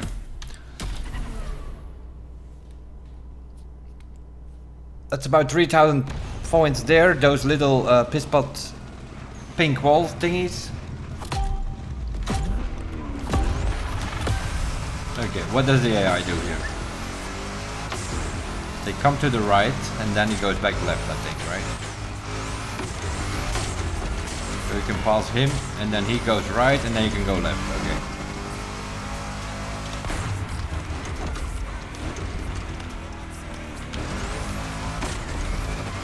Oh great, we have more of these stupid things in the middle of the road. Yeah,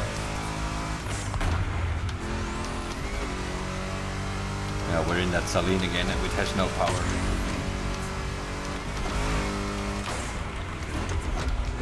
The question here is, can you go straight? You can probably, if you avoid the pink flags. You can probably cut there.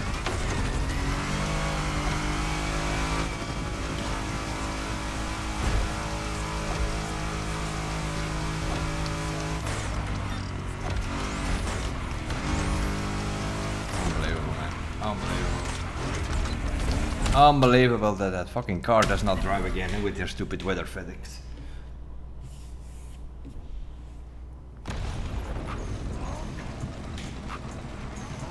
And we know these cars work. We have been testing them yesterday. All the Corvettes, all the Americans basically. We know they're braking, we know they're...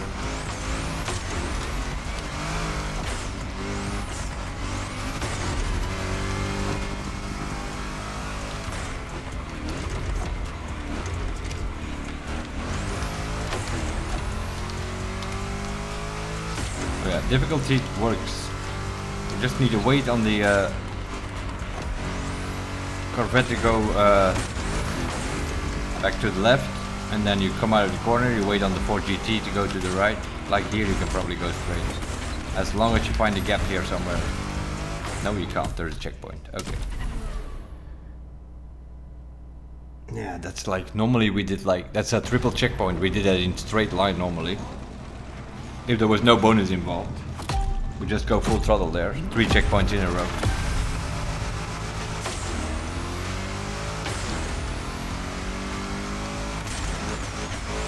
Wait till he goes left, pass him, wait till he goes right, pass him, yeah. Difficulty 2 works.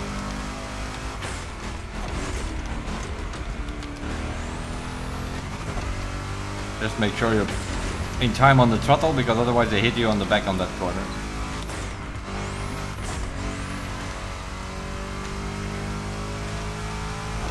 Just need to figure it out here though.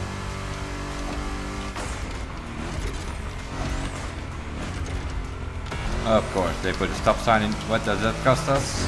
500 points.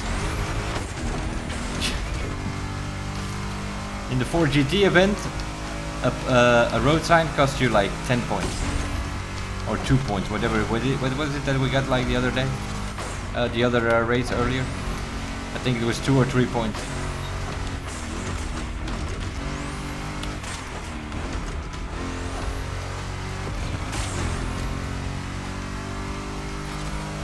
In this race, it's costing you 500 points. You hit the same thing, right?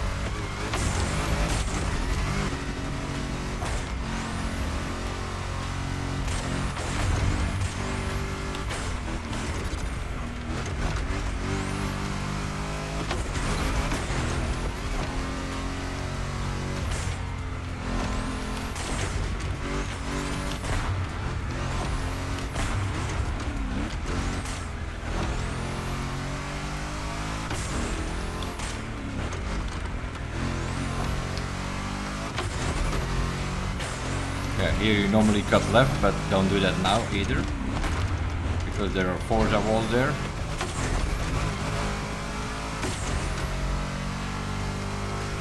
So you're basically looking from, although we know this tracks and whatnot, you're looking for a little bit of different driving lines compared to what you do in normal summits or grand race.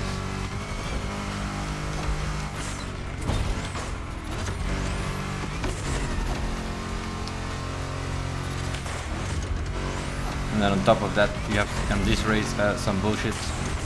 Like here, we are so used to cut next to that bulldozer there, but not advisable on this track.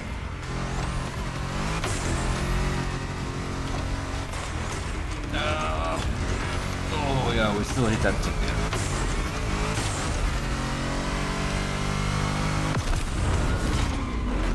there. $247, okay. So we need to cut at least about 5 seconds here and try to keep our bonus at 40,000. That's the idea. And what are we getting then?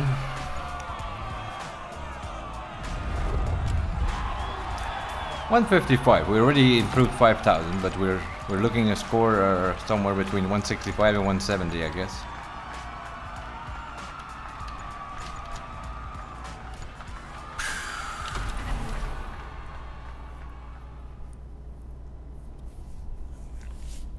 There are some cuts possible. The question is, how much bonus are we losing there?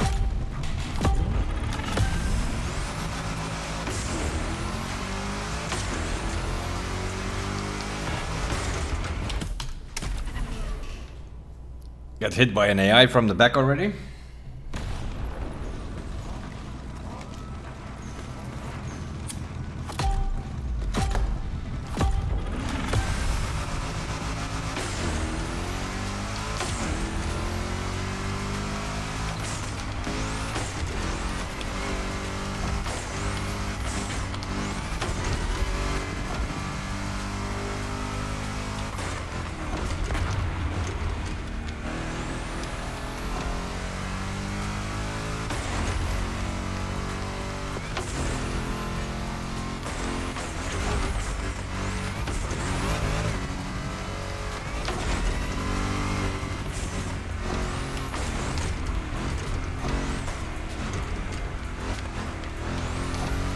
Don't hit the stop sign, because that's an expensive one. That's 500-600 points, that one.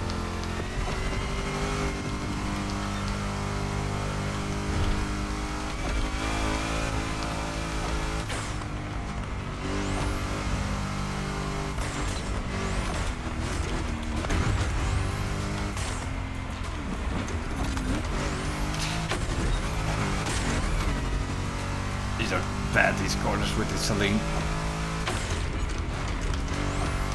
You can take them, but you need him to downshift, which he doesn't always do.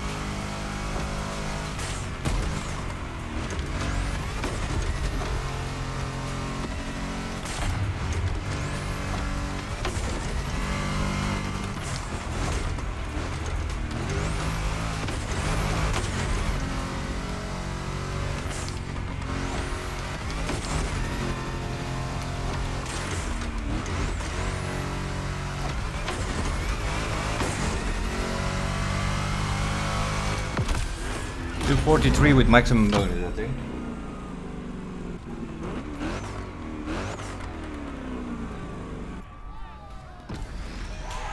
$161. Okay. We're in the 160s now.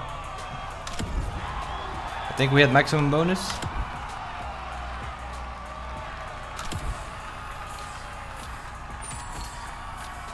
Yep. 243 with maximum bonus. It's good enough now.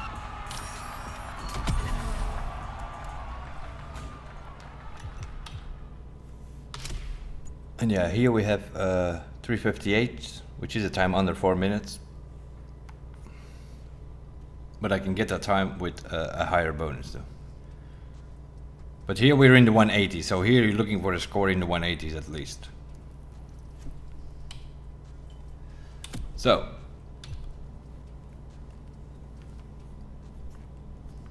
the first I'm gonna lose. I'm gonna lose big time on that first loaned event because that card is... We just drove the same car, right? With my settings, we drive that car with the depth settings. That thing doesn't brake, it doesn't steer, it doesn't do anything what you want it to do. That ivory tower is why we need the pro settings unlocked on these loaned vehicles. If you want to give us green parts, that's all fine, but give us the pro settings on these things. Instead of logging them for us. I mean, what an idea out there. I mean, how you stupid out there or what?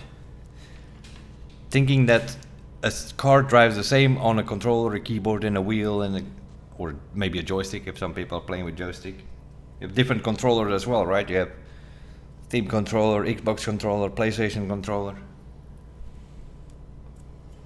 They all need little adjustments for their own device and liking.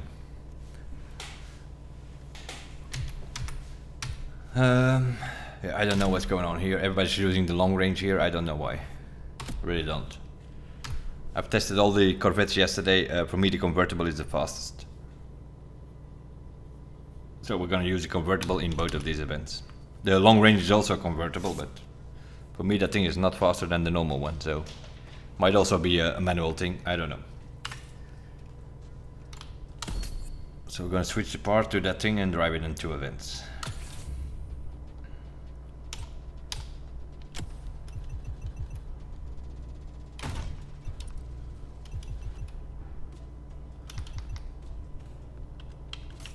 I haven't seen those tracks, so let's have a look first, shall we? We'll just try to drive clean and get some time and then figure out what we need to do actually.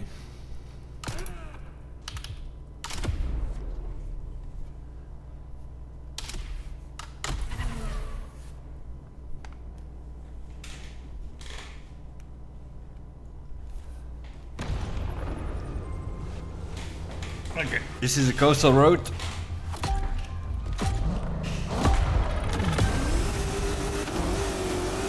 We just lost a second.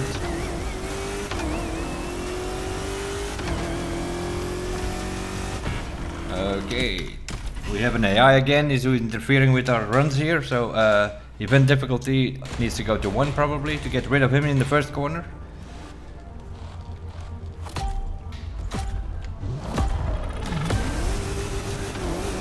Lazy devs. That's what I call that. Yeah, every time he's gonna hit us. Every time this guy is gonna hit us.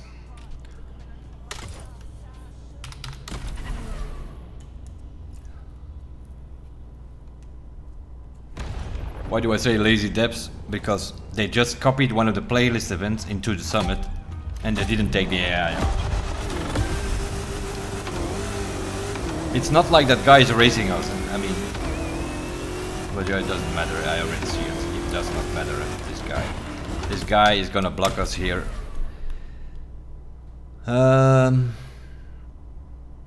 Maybe we need to put it on 3 or 4. Let's get him the head start. And then get some slipstream on the straight from him. Because I see what's gonna happen here now. He's gonna come to the left again and he's gonna block us now on level 1. Yep. He's gonna hit the brakes in the corner now on level 1.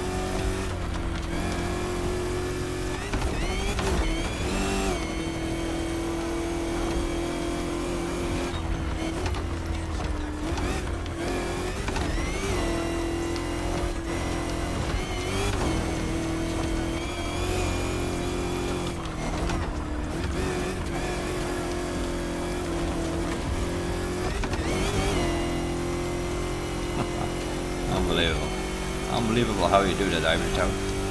How can you ruin your game with some rain physics?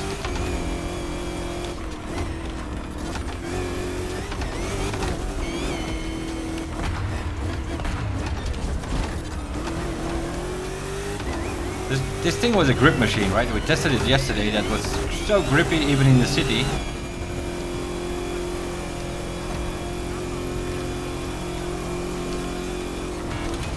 And now it slides all over the place. That just costed us 1600 points for that stupid sign.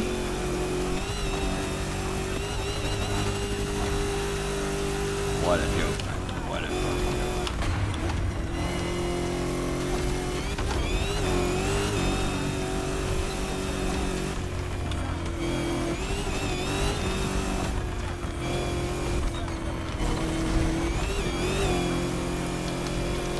Can you drive straight car? Seriously.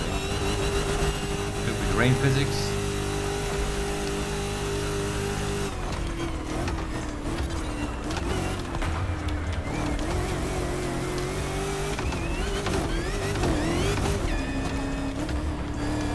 Oh yeah, the other problem that this car has is the 8 gears. 7 short gears and then it goes into 8 and it dies out.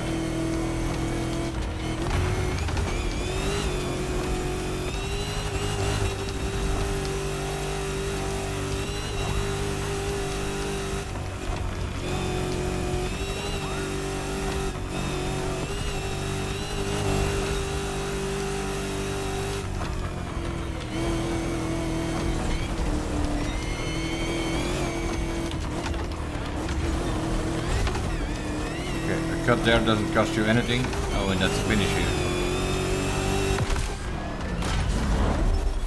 I'm assuming we're looking for a 230 with a maximum clean bonus here to get some decent score. Would be my guess. 164. But what's the rest scoring? That's the question.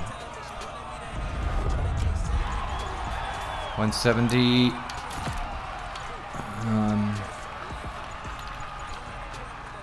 This seems to be 1,000 points. Yeah, we just hit one road sign. 1,600. Some speed limit sign inside the corner there somewhere. 1,600 points that costed us. On the 4 GT events, that costing you 2 or 3 points. That's if you hit that same sign. I mean, how is this calculated? Ivory Tower, you have an explanation for that shit? So yeah, it's anything under 240 is 1,000 points per second. So it's not that bad actually. In the loaned event, it's 3,000 points per second. So that's the other thing that they've done.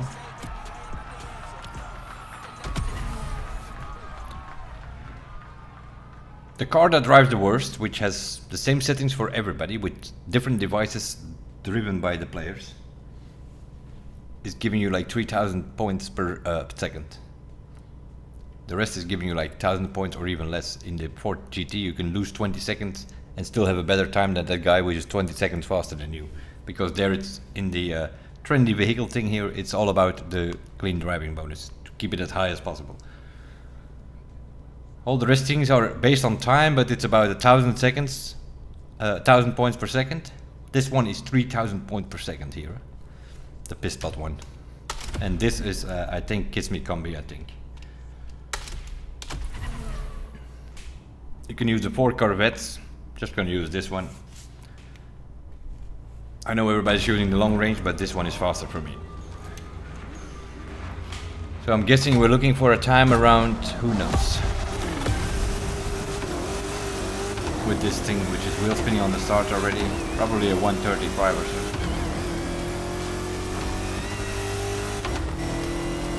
And we need to figure out what these guys are doing here.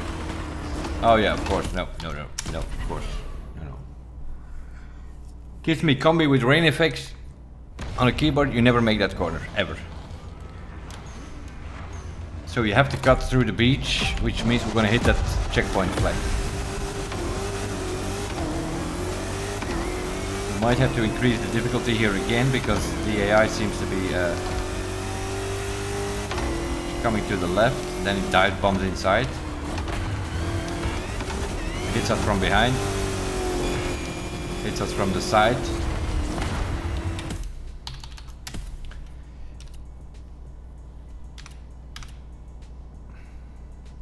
Oh, okay. We need to put it back on 1 because it was still on 2. Although we changed it for the previous event, that was only for that event, I'm assuming. So you have to change the difficulty every time if you have something else than 1. Which I normally have. I normally have 3 or 4. Now we need to figure out what these guys do on level 1. Can we pass them? We can. Okay. So you can just pass them on the left on level 1 difficulty. They will not bother you.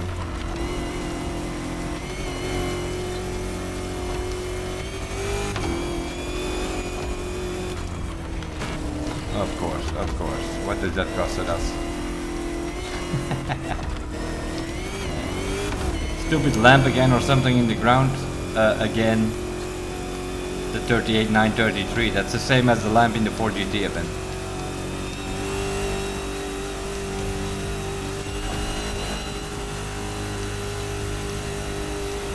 Seeing this is Kiss Me Combi, we probably have to put the gearbox on 0.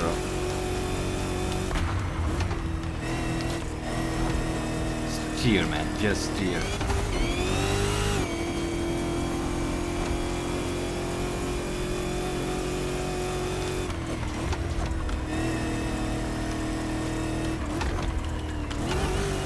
He's a gear or 2 too high.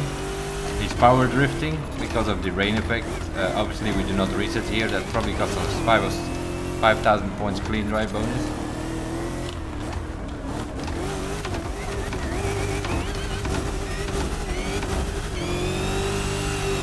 Okay. Well, I guess we need a time around 130 though. But there's no way I can do 130 with 40,000 bonus with this rain effects. No way. Car is in the wrong gear in 2 corners, where it has to go to 7th and 6th gear, and it just stays in 8 in automatic.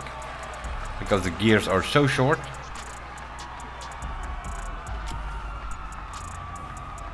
$156. Where left, yeah. It's more than 1,000 per second here. Oh no, we lost some bonus as well. Yeah, it's also about 1,000 points per second here. We might have to connect the wheel for this event and also for the loaned vehicle, so that we can shift manually, because this is hopeless with the key burst. Choose vehicle. We're in 86th. Not so hopeless, I guess, but driven with a keyboard and automatic gearbox on this event with the rain effects and all that's happening. 86 top 100 is not even that bad actually. Because obviously the manual clutch boys, they are just downshifting on these corners. I want to check something else though. Where's my car? Because normally I have my gearboxes on -2. Of course. Okay.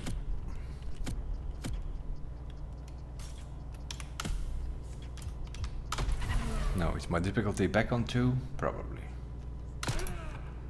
No, now it's on 1. So we put it on 1 here, we go to this event and it was back on 2, we had to reset it again, and now it says event difficulty 1. So it remembers it on this event, but not on this event. Is there anything that works in this game? We put the final drive on 0, obviously, because this is like long straights. We want top speed, which is I think 464 for all the Corvettes. If you see a guy do 490 with these things, then you can report him. He's definitely using a speed track.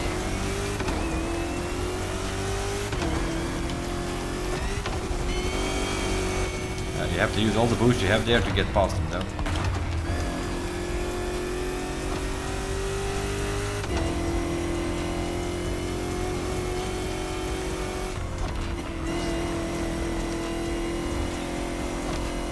Where was that lamp? Was it in this corner here?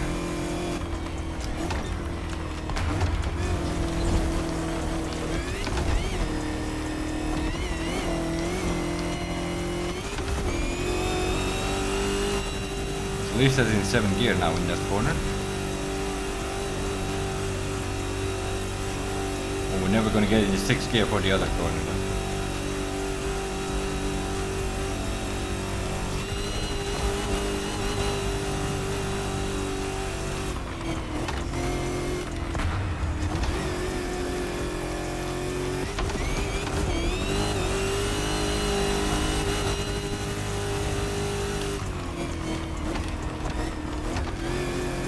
Don't even get it to 464 with this rain effect because it's wheel spinning in 8th gear. Oh my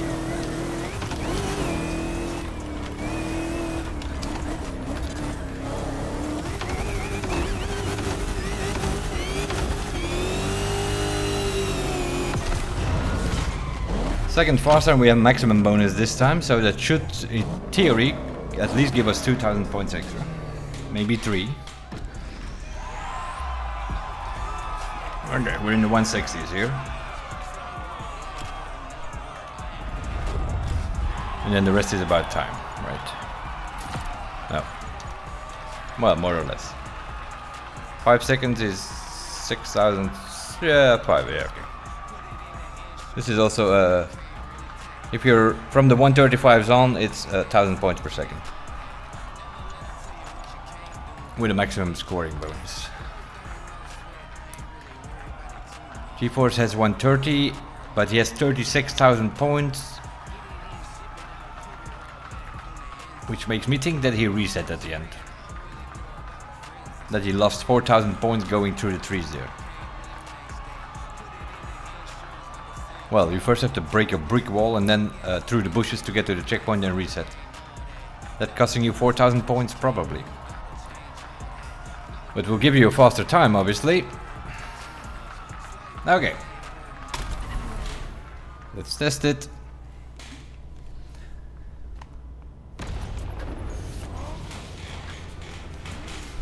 Let's see if this reset is giving us 6,000 points.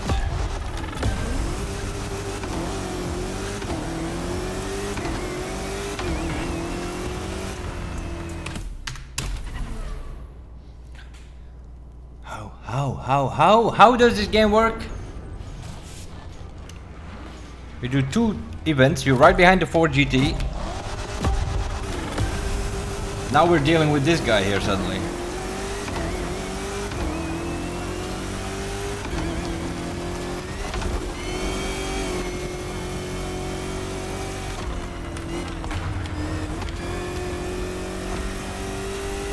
We don't want to hit the checkpoint flag because I believe they are 700 points, I believe.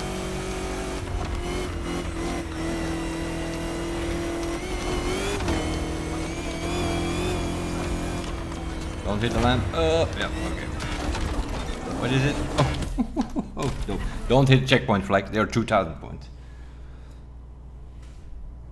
Also, completely random, in other words, because in the other event they are 700 points at checkpoint flag.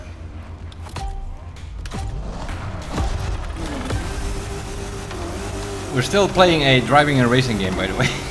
If you're wondering. This week it's a match games. You have to do some maths on it.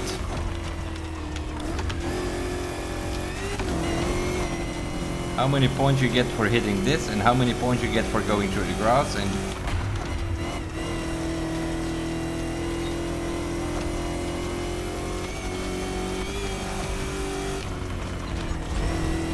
now we don't hit the lamp, so the lamp is gone, I think.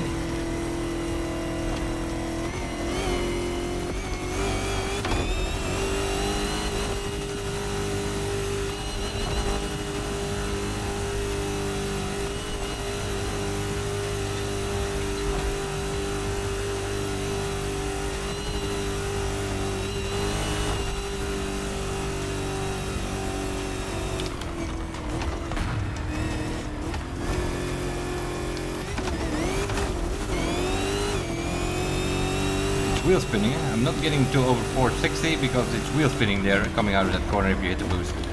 Because of the wonderful weather effects which Fergus found beautiful or whatever. We still have maximum bonus, right?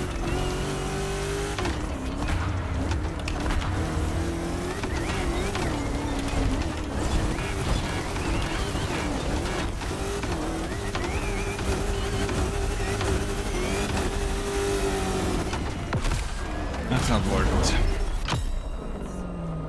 That's not worth it because you need to boost then after the checkpoint, and the thing is just wheel spinning in every gear before it gets to 8. And it's costing you 4,000 or 5,000 points on that reset. That reset is not worth it. You can get sub 135 with automatic gearbox. We did a 135. What did we do? This is not our score. We did the score in the previous run, right? 135.9 with maximum bonus. Which 160. Was not the cleanest runs. Well, it was a clean run, but it was not the fastest runs because we were slipping and spinning here and there.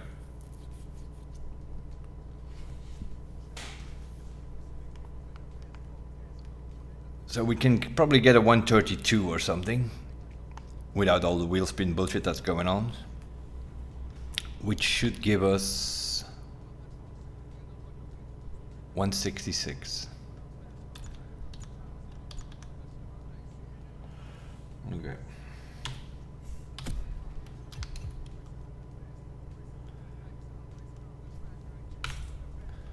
But since we don't hit the top speed anyway, I'm gonna put it on -1. -2 was a problem with it was 8 gear in those two corners. I'm gonna test -1.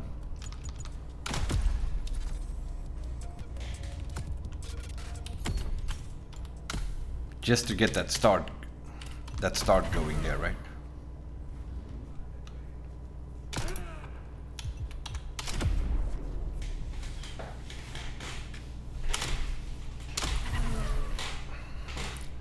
I could do a test with the long range, potentially. Maybe the thing has more grip in the rain. We tested it on a track yesterday, the 4 Corvettes, the 2 Salines and the 4 GT, to figure out what we had to use for this summer. This thing was 3 seconds faster in the long range for me on that track. Same route, same run.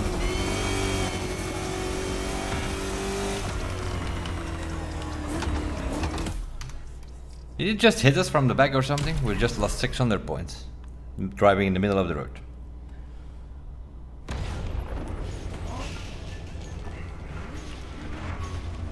Did we change? Shorter gearbox. We should. Yeah, we are getting faster. We need to wait here on that because we are too close here now.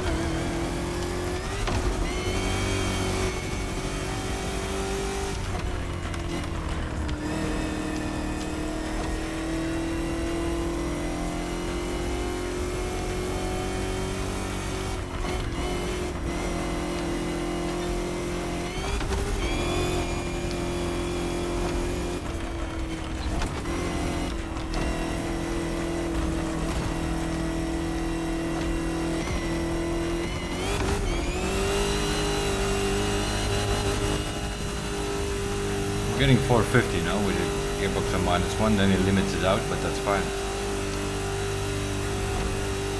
Need some nitro, man. We need nitro for the next corner.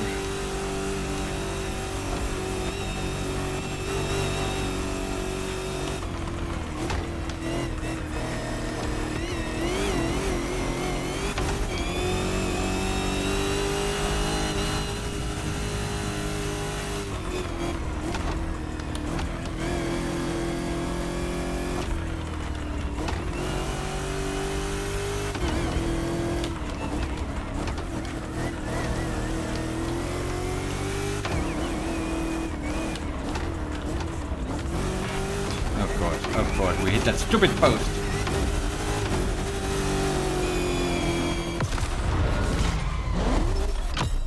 $134, but now we have less bonus, so we're gonna worse score. 164. What did we have here? 160, right? Yeah, it's maths, man. Some of these maths. We lost 7 points in the last corner by hitting that lantern post. We go 1.6 seconds faster, we get 4,000 points more. Yeah, anything sub 135 is okay here, I think.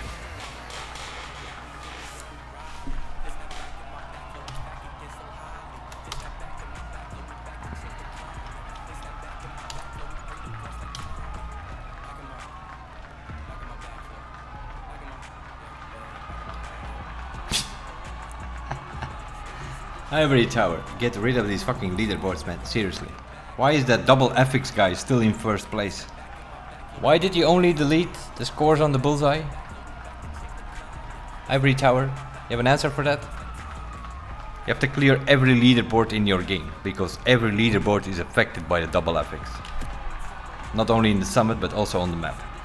Playlist, skill test, every single thing needs to be deleted, because it's all affected by the double FX. Check all these leaderboards. If you see something with ABL or HKR, then you know it's affected by double effects. And it's not only those two teams, there are some others. We are in 69th, that's a good place to be. We're not gonna keep there forever, of course, because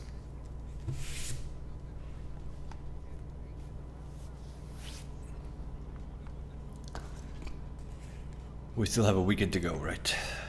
So we're gonna drop 200-300 places over the weekend. Maybe.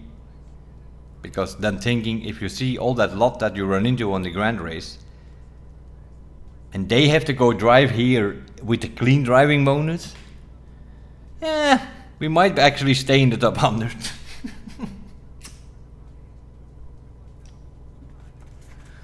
Because I don't know what they are doing in those weekend lobbies in the grand race, but the last thing they are doing is clean driving.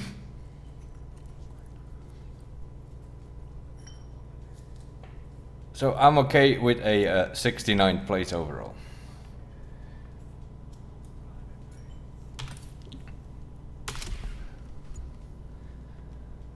$1,536,000, 69th overall. We are 5th in the friends list, and we are 32nd on PC with a score over 1.5 million. That's good enough, eh? Only thing we need to do now is put our difficulty back on at least 3. Yeah, run more thing. You can hear the radio play. There's a reason for that. If you do this, that new playlist, it has 2 of these dance events where you need to hit the notes. There are a few things important for that.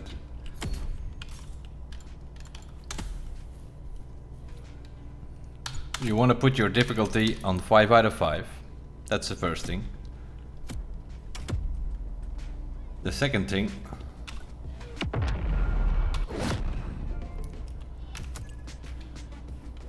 you open your music player and you want to make sure that that thing is on the Motorfest MC channel.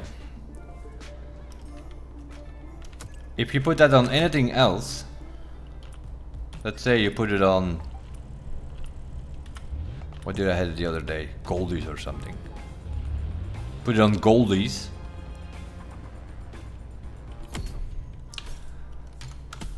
And this is gonna happen.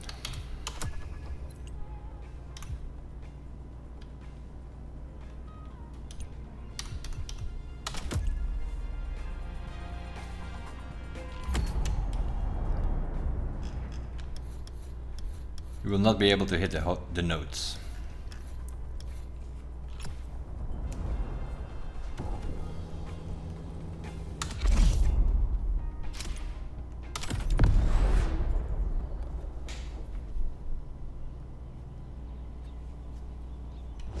Because now the rhythm of the music is not matching with your rhythm of your notes anymore. So what I'm expecting here now is difficulty 8 or something.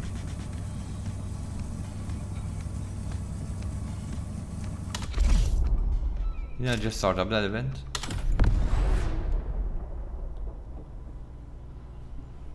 Difficulty at 5 out of 5. These notes are gonna come so fast now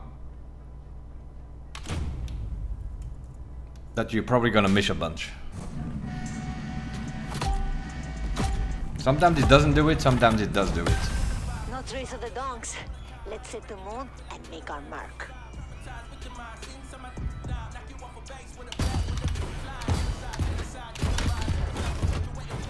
Move that lowrider.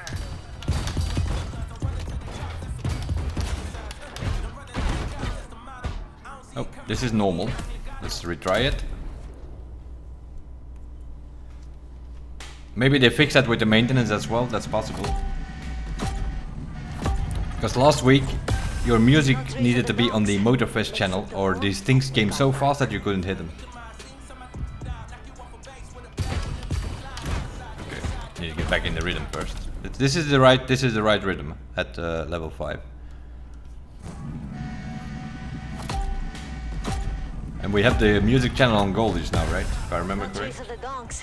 Let's hit the moon and make our mark.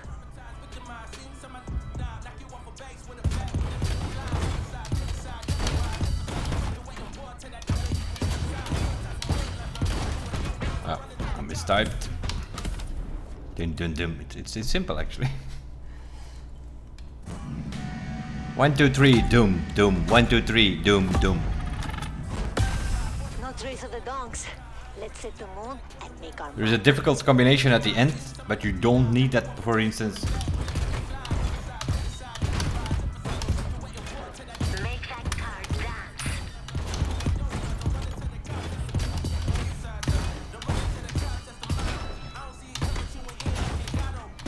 No te detengas.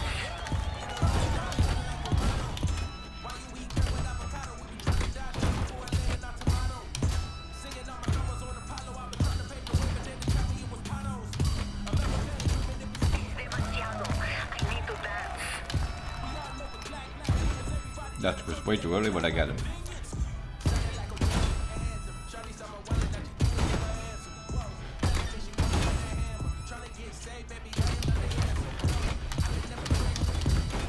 Like, this is the same sequence every time.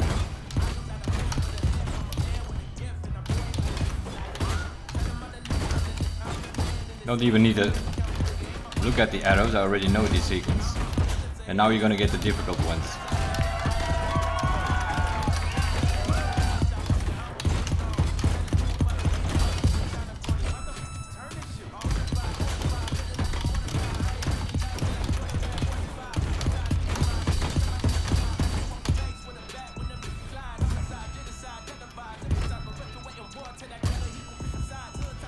But they seem to have fixed that with the channel. That was sick. I've got a surprise for you. But you don't need the difficult ones, the ones with like 12 notes behind each other. You don't need them to get that challenge for 100 notes, because the 100 notes is exactly the last note before the difficult ones. So if you miss one of the difficult ones, you should get that challenge for the 100 notes. But they seem to fix that thing with the music channel. I think it was a core that I saw suffering with it. And then I had it as well the other day. It came so fast, it's like, what is that speed? You just couldn't follow it. It came like 2 times as fast as it came now. And that was because my channel here was on the wrong channel. But they have seemed to have fixed that now. But just to make sure, put the radio on, put it on that Motorfest thing, the Motorfest channel. And then it should always be the right rhythm for that you need for that noting. It's possible that they fixed it, but they didn't mention anything about it. The maintenance was about getting rid of the double affixes and fixing something in the custom show where it was charging too much if you bought a car from one of the players that was there.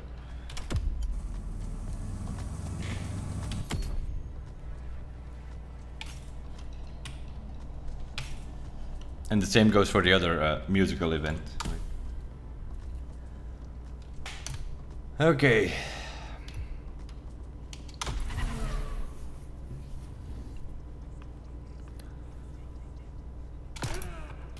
So yeah, the conclusion is that first event is a pain in the ass, unless you play manual and you can downshift with that thing because it has no brakes.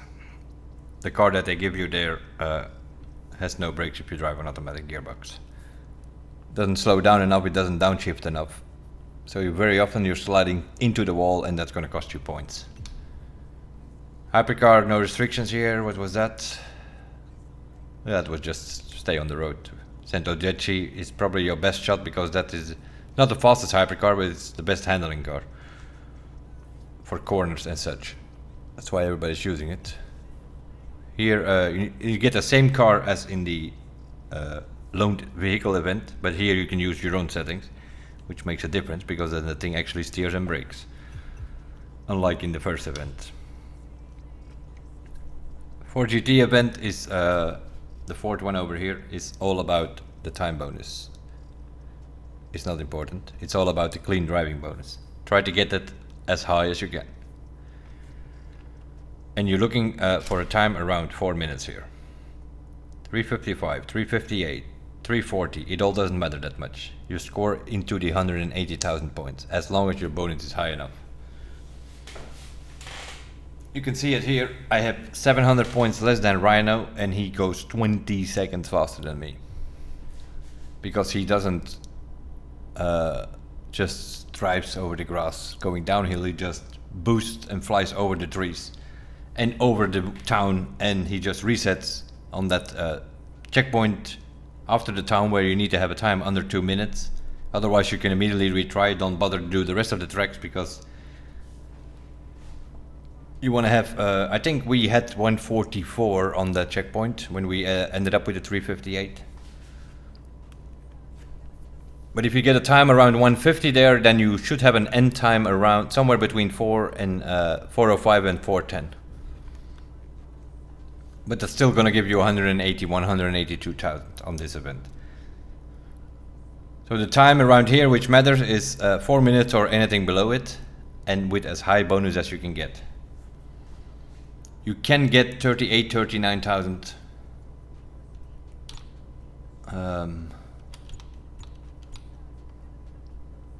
Yeah, as you can see here, Peter did 355, 3 seconds faster than me, but he also had 3,000 bonus more than me. So he has a 187,000. And he's in third place overall. He drives manual, no other fancy business, as far as I'm aware, this one either. This guy, yeah. Anything which starts with HKR or ABL, that's double affix. Those are scores set before the maintenance.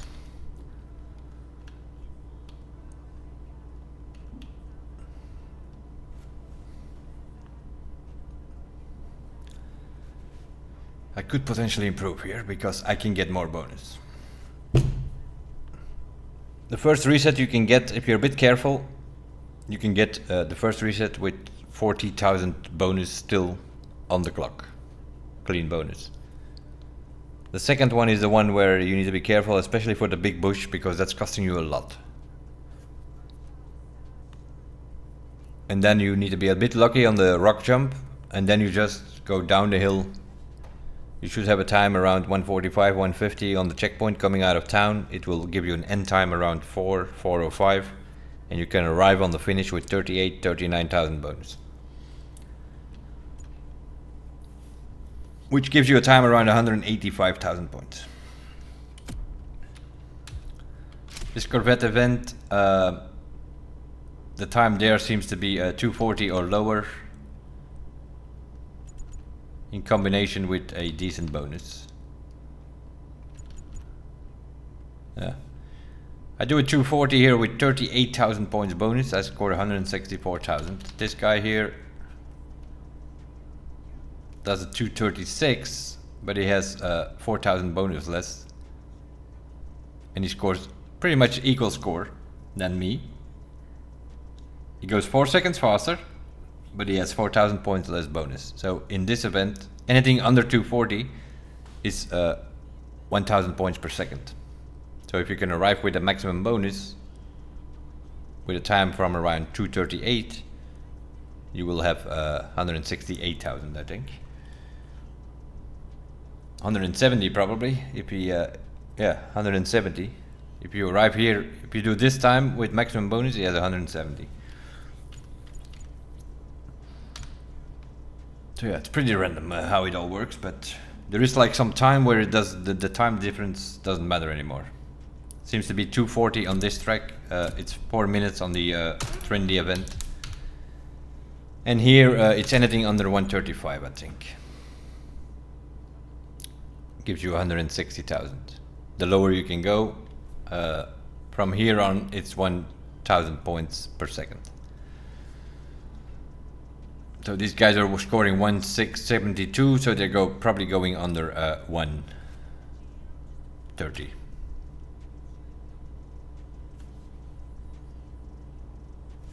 Of course, it's a console voice, of course. Of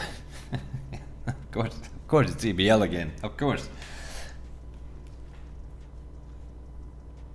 129 with, he lost some bonus. He probably hit also the post on the last corner.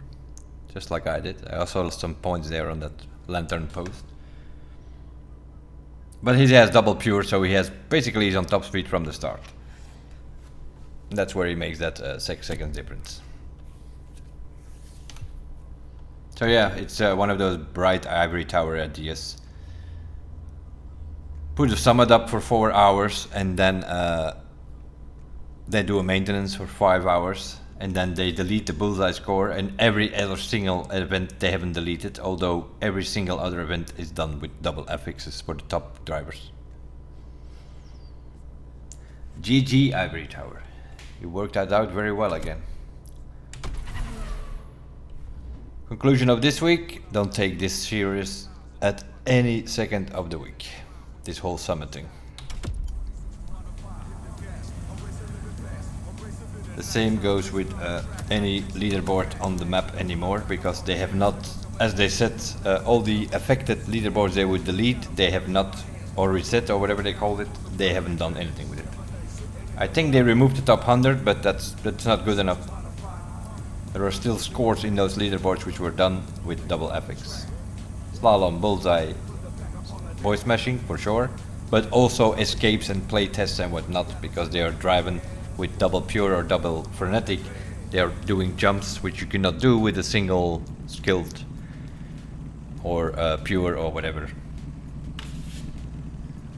So what they pretty much have to do, I don't know if they will do it and when they will do it. If they do, they pretty much have to delete every single leaderboard in the game. Reset it all. It's not that they can't, they have done it in the crew 2 as well at some point. After a year or two, there was also something happening there which was affecting all the leaderboards. They just reset the whole game leaderboard and everybody could set scores and times again. That's exactly what they have to do here as well. For me personally, not that important, but there are people who love doing leaderboard runs. There are times and scores which you will never ever be able to reach now that the double affix is fixed. Unless they decide to delete it all.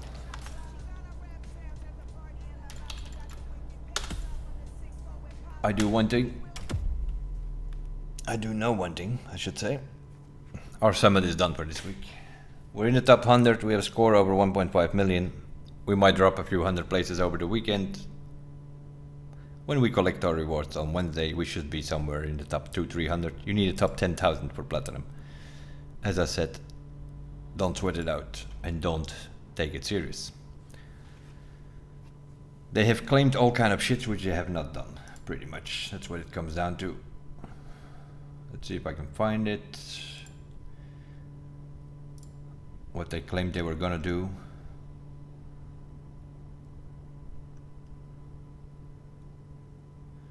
Remove the double affix part and fixes affected leaderboards. They have not done that.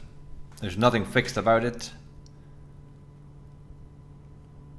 Fixing scoring in summit point based feats. So they only deleted the bullseye and all the time attacks which were driven with double pure and double frenetic on the escape, for instance, to do that jump to the highway, things like that. They haven't done anything with those leaderboards. And what they claim here by fixing affected leaderboards is, I think they removed on some of them, there were higher scores before the maintenance than there are now. So I think they removed the top 100 or something and then thought it was good enough and could get away with it. I don't know who is giving them information, but here's my idea, Ivory Tower. 4,000 hours in the crew 1. 3,000 hours in the crew 2, about 1,000 hours in the crew Motorfest. Trust me, delete your leaderboards all over your game, because every single one of them is affected. If you don't, you're only fooling yourself and the whole community with it. That's all I have for today, folks. We've done the summit. We did a bit yesterday already, before and after the maintenance, but we finished it today and we're done with it. There's nothing to win as far as I know in the Crew 2. The next car in the Crew 2, in case you have missed that, is the Porsche Green Flash Edition. It's in the summit from July 17 till 24. That's the only returning car this month in the summit in the Crew 2, because the other summit where there was supposed to be a car was the 4th of July summit, and then they put in every year some smoke or underglow or vanity of some sort, which is related to the 4th of July, American type and star pretty much. So I'm assuming from August on they will put 2 summits in there. They don't do new summits anymore, so they're repeating older summits. In case you missed a summit car, you have a chance of getting them back again. But in this month, it's only 17 to 24 of July. So if you play that summit, you get into Platinum, you can win the Porsche Carrera GT Green Flash Edition. Once you have it in your garage, it will convert and transfer to Motorfest. As for the stream today, that will be it. Gonna put ourselves on the couch and get some sleep, I guess. We didn't sleep that much in the last 72 hours.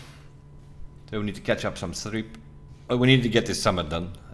Tomorrow we'll see. I'm gonna start testing the rally rates, I think. We'll see if I stream that or a bit of it or not. We'll figure it out. As for today, thanks for watching. We'll see you guys in the next one. Bye bye.